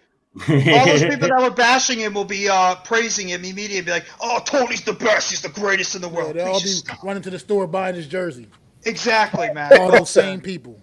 Buying his jersey. See, this is why I bring up a topic like this because it fuels many different pieces of the pie. I know everyone's like, "Oh, good impressions." F good impressions, man. The impression that he's going to make is on the field, not in some classroom or some random workout. Okay, I'm just tired of hearing about that. But while we're on the topic of the Giants and some of the guys that did show up, what's interesting to me is the guy who wasn't there was James Bradbury. Now that could mean they're getting rid of Bradbury. I mean, no one's talking about that. I mean, I guess because we already know the inevitable might be happening with him, but he's not there. Does that mean he's being traded? What do you think we can get for him? When do you think he'll be traded? Because the Giants right now have 2 top 10 picks and may not be able to afford him, and he's, to me, the last domino. So do you guys think he's going to be on the roster this September, or do you think he goes? I'm right now. Oh, Go right ahead, man. I'm just gonna. I'll go real fast. It's gonna be fast. I'm gonna cheat here. Miz brought up a good point, and I'm gonna follow his good point. If you see Bradbury traded, he'll probably be on draft night. Yeah. But damn, I lost my train of thought. Sorry. Oh, Bradbury. Okay, yeah, Bradbury. I'm sorry, chat. But James Bradbury. Right now, I think the draft is gonna be telling for Bradbury's future with the New York Giants. I feel like if we get out of this draft and Bradbury is still on the New York Giants after the draft, then Bradbury is going to be a New York Giant going forward. I just don't see a post-draft trade with Bradbury. I feel like the trade should have already happened. It still hasn't. It may possibly happen during the draft, but I feel like that's the last chance for it to happen. If it doesn't happen sometime during the draft, it ain't happening. I don't believe it. I believe James Bradbury will be a New York Giant. And for what it's worth, Joe Shane, while he is shopping around, like he said, for business reasons, he doesn't seem like he's that interested in getting rid of Bradbury himself. He seems like he kind of wants to keep him around anyway, but he got to do his due diligence, and he, for the sake of the salary cap and other reasons, he's got to do what he got to do, and that's shopping Bradbury around. But I just don't see it happening, a trade happening post-draft. If it's going to happen, it's going to happen either sometime in the next couple of days or it's going to happen during the draft. But after this week, if he's still a New York Giant, he's going to remain a New York Giant, I feel like. All right. Anybody else? Jeff?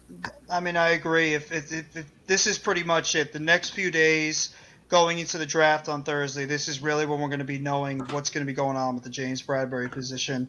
And also if it's going to lead to us maybe drafting a Sauce Gardner or Derek Stingley in the first round. So do I think he's going to be on the roster? I'm still leaning towards no right now. But we really don't know because like both of you guys said, they don't want to just get rid of James Bradbury because he's still a very good player in this league. And I mean, why would you want to just get rid of a solid veteran that could play in this system with Wade Martindale? So I think they're going to try to see if they can get maybe a 3rd round pick, possibly maybe a 4th.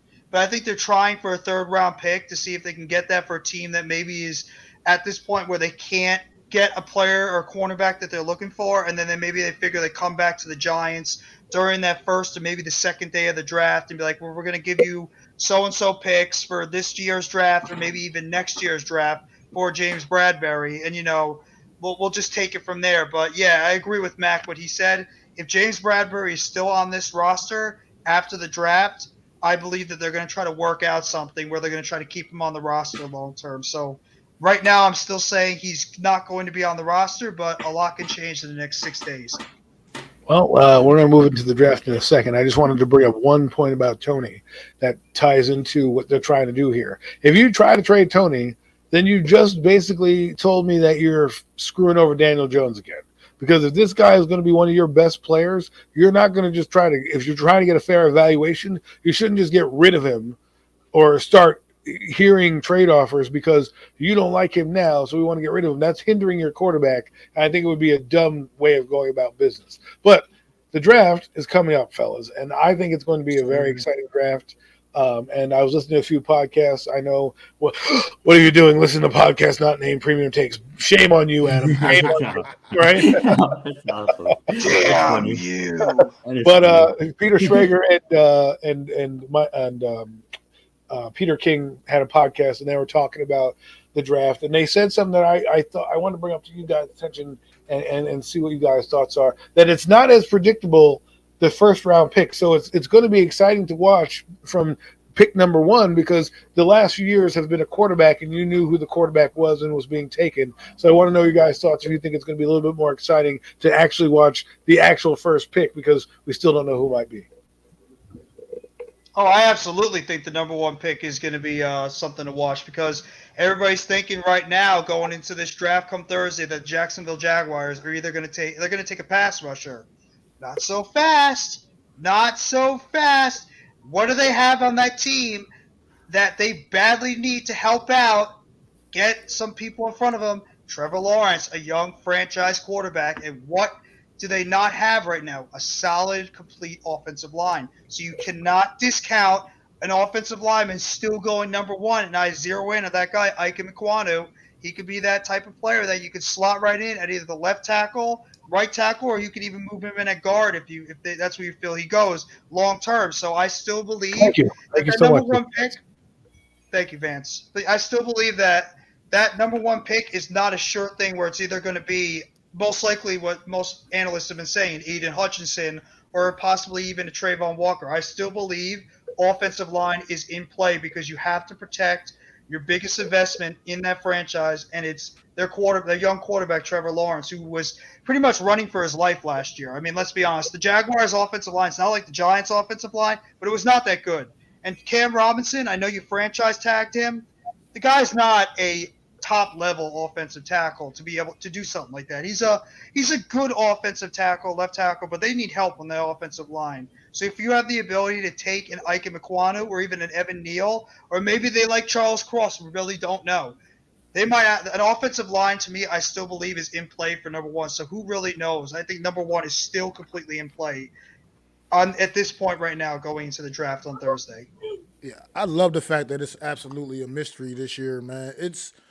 I don't like going into the draft and it's so predictable where you know pretty much what the first 3, 4, 5 picks are going to be. I love the fact that it could be Ekwonu, it could be Hutchinson, it could be Walker. I love the fact that we don't really know. Personally, I do agree with you 100%, though, Jeff. I would go the route of the offensive line. You invested number 1 overall pick in Trevor Lawrence to be the future of your franchise. You have to protect that man by all means. I think you went out and spent a boatload of money in free agency this offseason, man. You threw all that money at the one receiver. Christian Kirk. Christian Kirk. Sorry, I forgot who they grabbed. So you had to give him a good weapon, a solid weapon. At least we hope. I'm not sure if Christian Kirk is truly that number 1 guy without another number 1 guy. I don't think so, Mac, but we'll see. But we will find out. And you got to invest in this draft. You got to invest offensive lineman, pick up some offensive linemen in this draft, man. You have to. because you have to protect Trevor Lawrence. Because, like you said, Jeff, whereas the line isn't as bad as the New York Giants offensive line was a year ago, sure, nothing. It's hard for anything to get as bad as that. But they were bad. And Trevor Lawrence was running for his life, and he was kind of a turnover machine as a rookie. So they're playing in a not so necessarily great division, but you got a couple of good, strong rivals in there in Tennessee and Indianapolis at least, and you never know what you're going to get out of Houston. So this team has to protect Trevor Lawrence. So I think that if they go any way other than offensive lineman, number 1 overall pick, it'll be a little bit head scratching. Although these pass rushers at the top end of the draft, it is kind of hard to resist these guys, man. So I would go with the offensive route of the offensive line if I was Jacksonville. Protect my investment in Trevor Lawrence. I think the kid has a bright future as long as you can keep him upright, man. This is what I'm talking. Zion, you got any things to? No, that was Big perfectly Blue in the said. Bronx. How are you? I agree with I agree with both of them. At first, when How Jeff you doing, Alex? first brought this up on another stream, I still thought that they was gonna take an edge rusher, but just hearing it out more, and that makes a lot of sense. Like like they said, I don't want to repeat it, but with Trevor Lawrence and needing an offensive line, that's absolutely 100% right. I don't know if I answered the question, but I think it's going to be intriguing to watch the draft with not knowing the first pick. I think it allows you to, and I try to stay off Twitter and all that stuff. I'm not one of those guys like I know Miz is going to blow up my phone and Buko, they're going to spoil it for me. Faux pas for me. My girlfriend was born during the draft, so I have to do what a good husband does and take his wife out for his birthday on the draft night. So I'm going to have the phone off so you mofos can't ruin it for me. But the point will be is that I enjoy the theater of it all now, right? The mystique right now, because we don't have a big time quarterback and we don't know exactly who's going to be there and who's not going to be there. And then also, like, who is it going to be? Will it be Hutchinson? Will it be Walker? Will it be the lineman? And for me, for the longest time, that's never been exciting. It's already been like, all right, who's picking number 2, right? Like we're all like, we already know who the first round pick is. Who's picking number 2? And if those 2 or 3 teams are picking a quarterback, you're waiting all a couple minutes just to get to the actual fun part of the draft, and that's the team's not taking the quarterback. So I think that's fun. Hey. This leads us into our draft question, and I would like to hear you guys' take on who everyone thinks the Giants are going to take. Even if it's the same answer, maybe give your thought. Maybe your thought might be different than somebody else's thought. So at 5 and 7, anything goes, meaning if you want to trade, if you don't want to trade, whatever you want. What do you think the Giants are doing on Thursday? I want to get it out here on Premium Takes because we won't be here till after the draft, folks. So we're going to give you some of our insight right now, what we're thinking. So Zion, Mac, Jeff, whoever wants to go first, you guys have the floor. I mean, you want to take it away, Zion? Yeah, I'll go. I honestly think that Kayvon's gonna fall to us at 5. And if Jacksonville, if our offensive line goes before us, I think that if you look at Cross, if you look at Neal, we got some suggestions in the chat. I just think that like they're all rated kind of similar, so I think if like Kayvon falls to us, I think he's kind of an outlier because I think Hutchinson will be gone by then. So if Kayvon falls to us at that position at 5, I think we select him. If we don't, it's Giants fans are probably gonna not like this, but I would love to see if a Cross was to fall to. No, Giants fans are gonna obviously love this, but like if Cross falls to 7, I don't think she should, but he might not. I think we could come away getting Cross and Kayvon. But if Cross doesn't fall there, I really hate to avoid the offensive line in the first round. But I just think if you look at Derek Lloyd and you look at Wink Martindale and what he likes to do on defense, I know it's going defense in the first round, but I just feel like when you have someone like Derek Lloyd there, I don't know if he's valued as high. I didn't do as much research as I thought I would have done this season, but I still think that he's a value player, and he could be an elite linebacker in this league. So I'm looking into Derek Lloyd, and I'm also looking into Kayvon. Obviously, Kayvon's chance of his falling is pretty unlikely, but I think we can get away with that and taking a offensive line in the second. I wouldn't necessarily want to do that. I'll necessarily want to take like a Evan Neal. But if Jacksonville drafts, they could easily take Evan Neal at 1. You know what I'm saying? So I would want to come away with an Evan Neal and someone else, even if you go Cross there at 5. But I just think if Kayvon's there at 5, I'd rather take Kayvon than Cross. But I know how important this offensive line is to this team and how we need to address it. So I don't want to avoid the offensive line, but when you look at players like Kayvon and Lloyd, I'm probably going to go with them if you don't trade up. If you do trade up, there's Tyler there, Lindebaugh, and if you look at center, there's a massive fall off from him to the other centers than there is from the guards to tackles. You look at the guards in the tackles class, you can get pretty high tier players. They're still in the second. You see how the draft plays out. But if we do trade out of the 7, I would want us to get like a Tyler or like a Garrett Wilson. Back. Well, Buko already said it for me, man. That's my ideal best case scenario with the number 5 or 7 pick for me personally. Is right there. Evan Neal, Sauce Gardner. That's my ideal best case scenario. Alex, man, I'd be cool with Sauce and Charles Cross as well. That combination will be perfectly fine. I just value Evan Neal a little bit more than Charles Cross. I understand what the things, everything that's coming out. Cross maybe fit the Giants' offensive scheme a little better with his pass blocking ability, but I just value Evan Neal. His the tape don't lie, man, and it's impressive. It's impressive all across the board.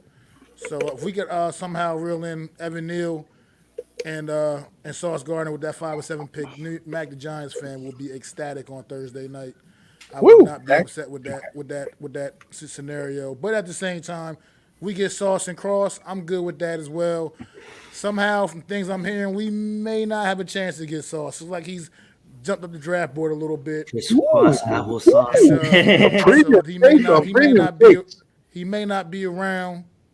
You know what I mean? Come number 5 pick. But we will see on Thursday night, man, because things happen crazy in the draft. Somebody may come out and overvalue one of these quarterbacks and just change the whole dynamic of the draft. You know what I mean? So we'll see what happens, man. And Jeff, before I go. Well, the whole entire draft this year, because there's no quarterback that's highly regarded, is just so unpredictable.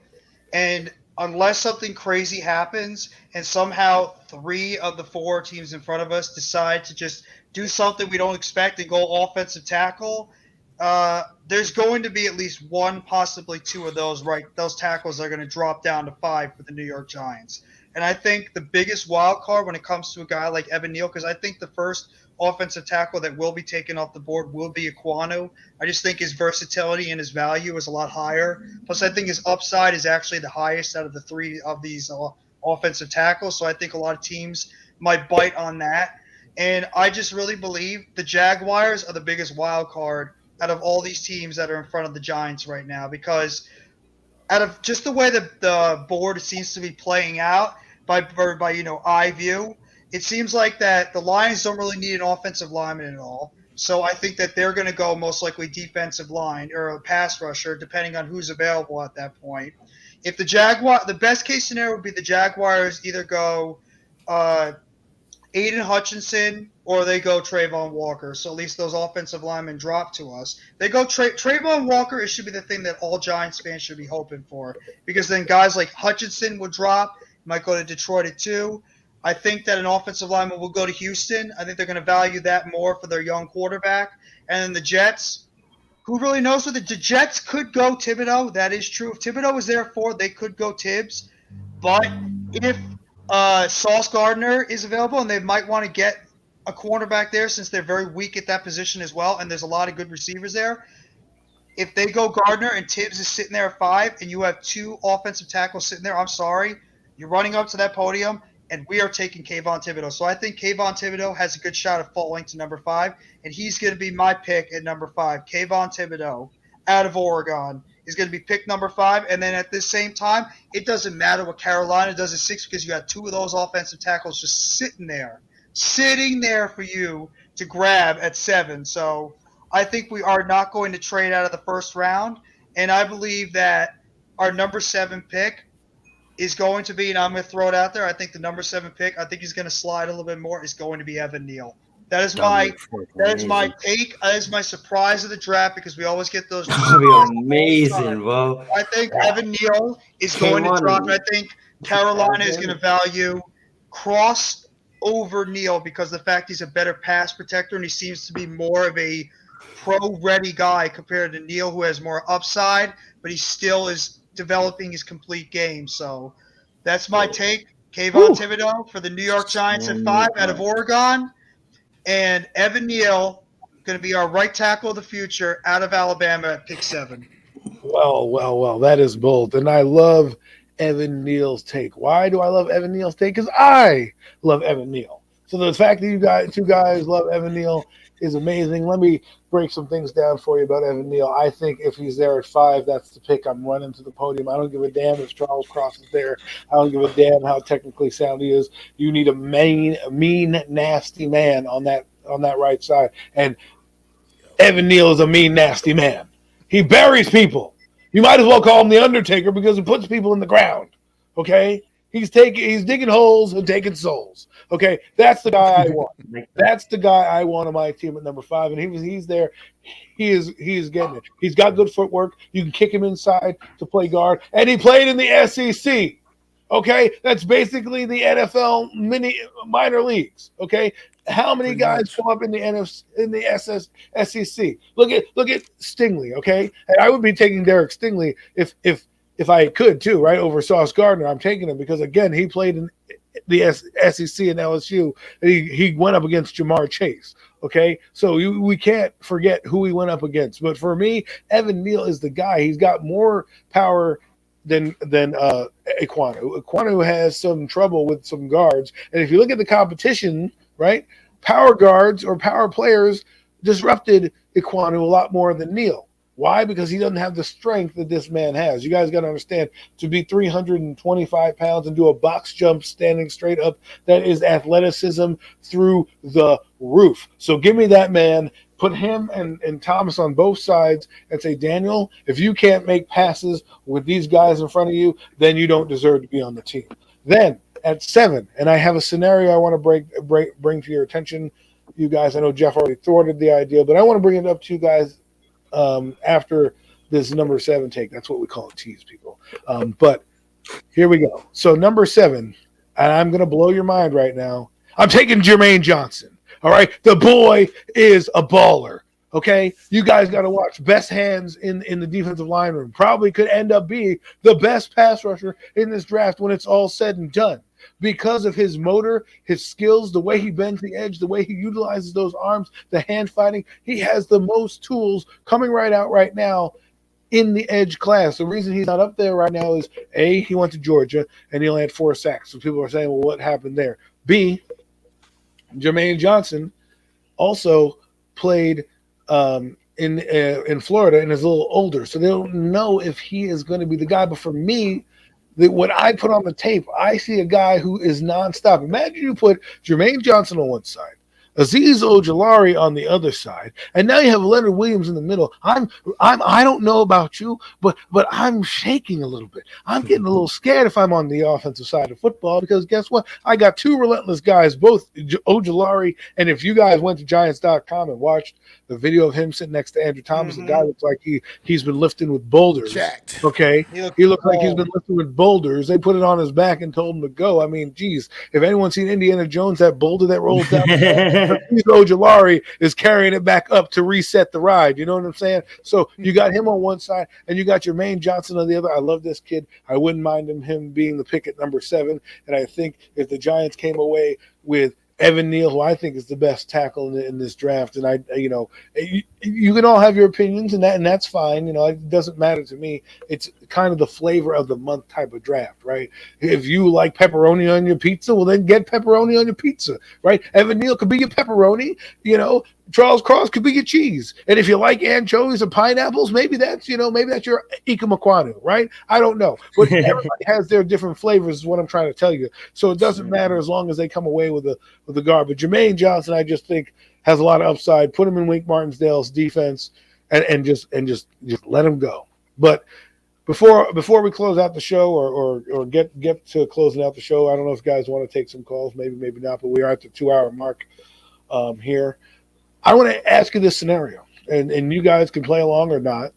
If the Giants had this offer to them, the New Orleans Saints calling you up, whatever cell phone ringtone you want to use, right? They got there. They're on the phone with Joe Shane. Mr. Joe Shane, we're going to offer you our 16th and our 18th draft pick to move up to number 5 to take our tackle, Evan Neal. Would you do that trade offer? Now, mind you, You cut off. I'm going to put this in there. I'm going to drop these little nuggets to entice you to do trades. So, everybody, let me know what you think. Well, personally, I think if Evan Neal is sitting there and I can pick Evan Neal at number 5, I'm taking Evan Neal. I'm not trading the opportunity away to add a player that's going to make my team, that I feel is going to make my team even if you're significantly better. Johnson and Tyler Linderbaum. I'm sorry, you were breaking up. I couldn't hear. I said even if you're getting Zion Johnson and Linderbaum in return, like so you get Zion at let's say 16 and Linderbaum at like 18. If you are guaranteed to get those two guys, would you still be worried about Evan Neal? Yeah, but the problem is I wouldn't know if I'm guaranteed to get those two guys. And Evan Neal, I would know is sitting right there and I can get him. You know what I mean? And at this point, I think the Giants are situations, especially with their last few drafts, they're not in position to pass up on potential generational talents. Evan Neal could possibly be that. Sitting at number 5, he's definitely one of the top players in this draft class, overall period, at any position, no matter what. And I just feel like you can't really risk that by what you think you might be able to still pick up later on if he's literally sitting right there. Waiting and before you go up to the team. Before the other two guys answer, we'll answer Chris's scenario as well. We'll play it with the 7th pick and see what your guys' thoughts are. But Mac, finish up, and then whoever wants to jump in. That was basically all I had for that. I just wouldn't. Yeah, like maybe I would strongly consider it for the 7th pick, like Buko just said here in his chat. But that number 5 pick, if Evan Neal is sitting right there, man, I got to grab Evan Neal, man. I just can't trade out of that pick if I got a chance to draft Evan Neal. No trade at 5, but a possible trade. You think you might do the trade at 7 if they call. Absolutely. If we get that 5, I want that offensive lineman. Period. I want that right tackle. If we can find a way to snag one of those right tackles, like a Cross or a Neal or even an Aquanu, you know what? I am perfectly fine with taking that offer for 7. Trade back. You don't have to pay as high for a top 10 pick, and you can get not just 1 but 2 more very solid players for the offensive line if you choose. Maybe a linebacker and center, maybe a linebacker and or maybe a defensive lineman if we choose. Get a Davis. You can get maybe him. Maybe if we want to go wide receiver in the mid-first round, we think we see a guy that could be a major help to a Daniel Jones. You get one in the middle of the first round. You could do that. So for my take, I actually like where Buko's going because that's actually going to tie into what I would want. Get that right tackle at 5, no matter what. And if you can get that guy, then at 7, I'll take the deal. I'll take it 16 and 19 for 7, and then you can get 2 other very good players without paying even more for a top 10 picks. You'd save a little bit of money on that account too, and you could help your team out with 2 very good extra players to go with the guy you get at 5. So I would definitely do it at 7, not at 5. I'm not trading 5 unless I get a major haul for it. I'm not gonna trade my 5. For 7 though, like I'll trade, like I don't know. This is just me going off the rails. It's probably would never happen. But and the salary cap. You probably couldn't even afford him. I think he's like at 20 million. But you keep your 16th, trade you the 7th, and Bradbury for the 19th and Ryan Ramchak. What? Wow. Okay. I That's don't that's think a the Saints are going to get rid of curveball. their right tackle Bro, when they won't. just got rid of their They left wouldn't. tackle. I don't think they're going to get rid of the Right. right So the tackle answer too. is no unless it comes in like a third round next year. I just wouldn't foresee them just willy nilly trading They Ramchak wouldn't. away. They I just wouldn't. They were just wouldn't. it was And just they me just going off lost the rails. Armstead. They just Yeah, they lost did. Teron Armstead too, so This they're is why not they're going to get rid talking of both moving their up, tackles. right? To answer it more seriously, I would not trade the 7th for the 16th and 19th. I will probably trade the 7th for the 16th and 19th and another later round pick. Yeah, but I mean, if you're getting, I'm looking at it like this: you're getting 2 picks, right?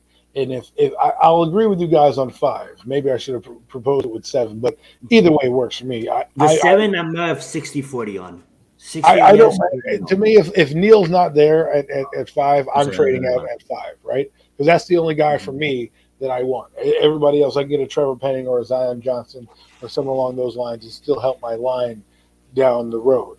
Me, if I'm going to do that trade, then I need to know who might be in that cluster that I'm picking, because I want the other picks. If they're not going to get a first round pick next year, then do a trade to get more picks this year to bring in more guys to fill in the foundation. Because I know that it's going to be hard next year to navigate picks, right? Because the quarterbacks aren't high in this draft. So you've got to take advantage of something. And I think the Giants are going to wheel and deal in this draft, and it's going to be a lot of fun to see. Hypothetically, say like if like you were saying earlier, Adam, okay, we take Cross at 5, right? Say we take Cross at 5, and we can come away with a Linderbaugh and a Johnson for the 16th and 19th. Then yeah, sign me up. A Linderbaugh and a Johnson, and maybe Now you have take your whole away a line. receiver. You know what I'm saying? Yeah, Your whole I line's can see fixed. that. I can see that. Yeah.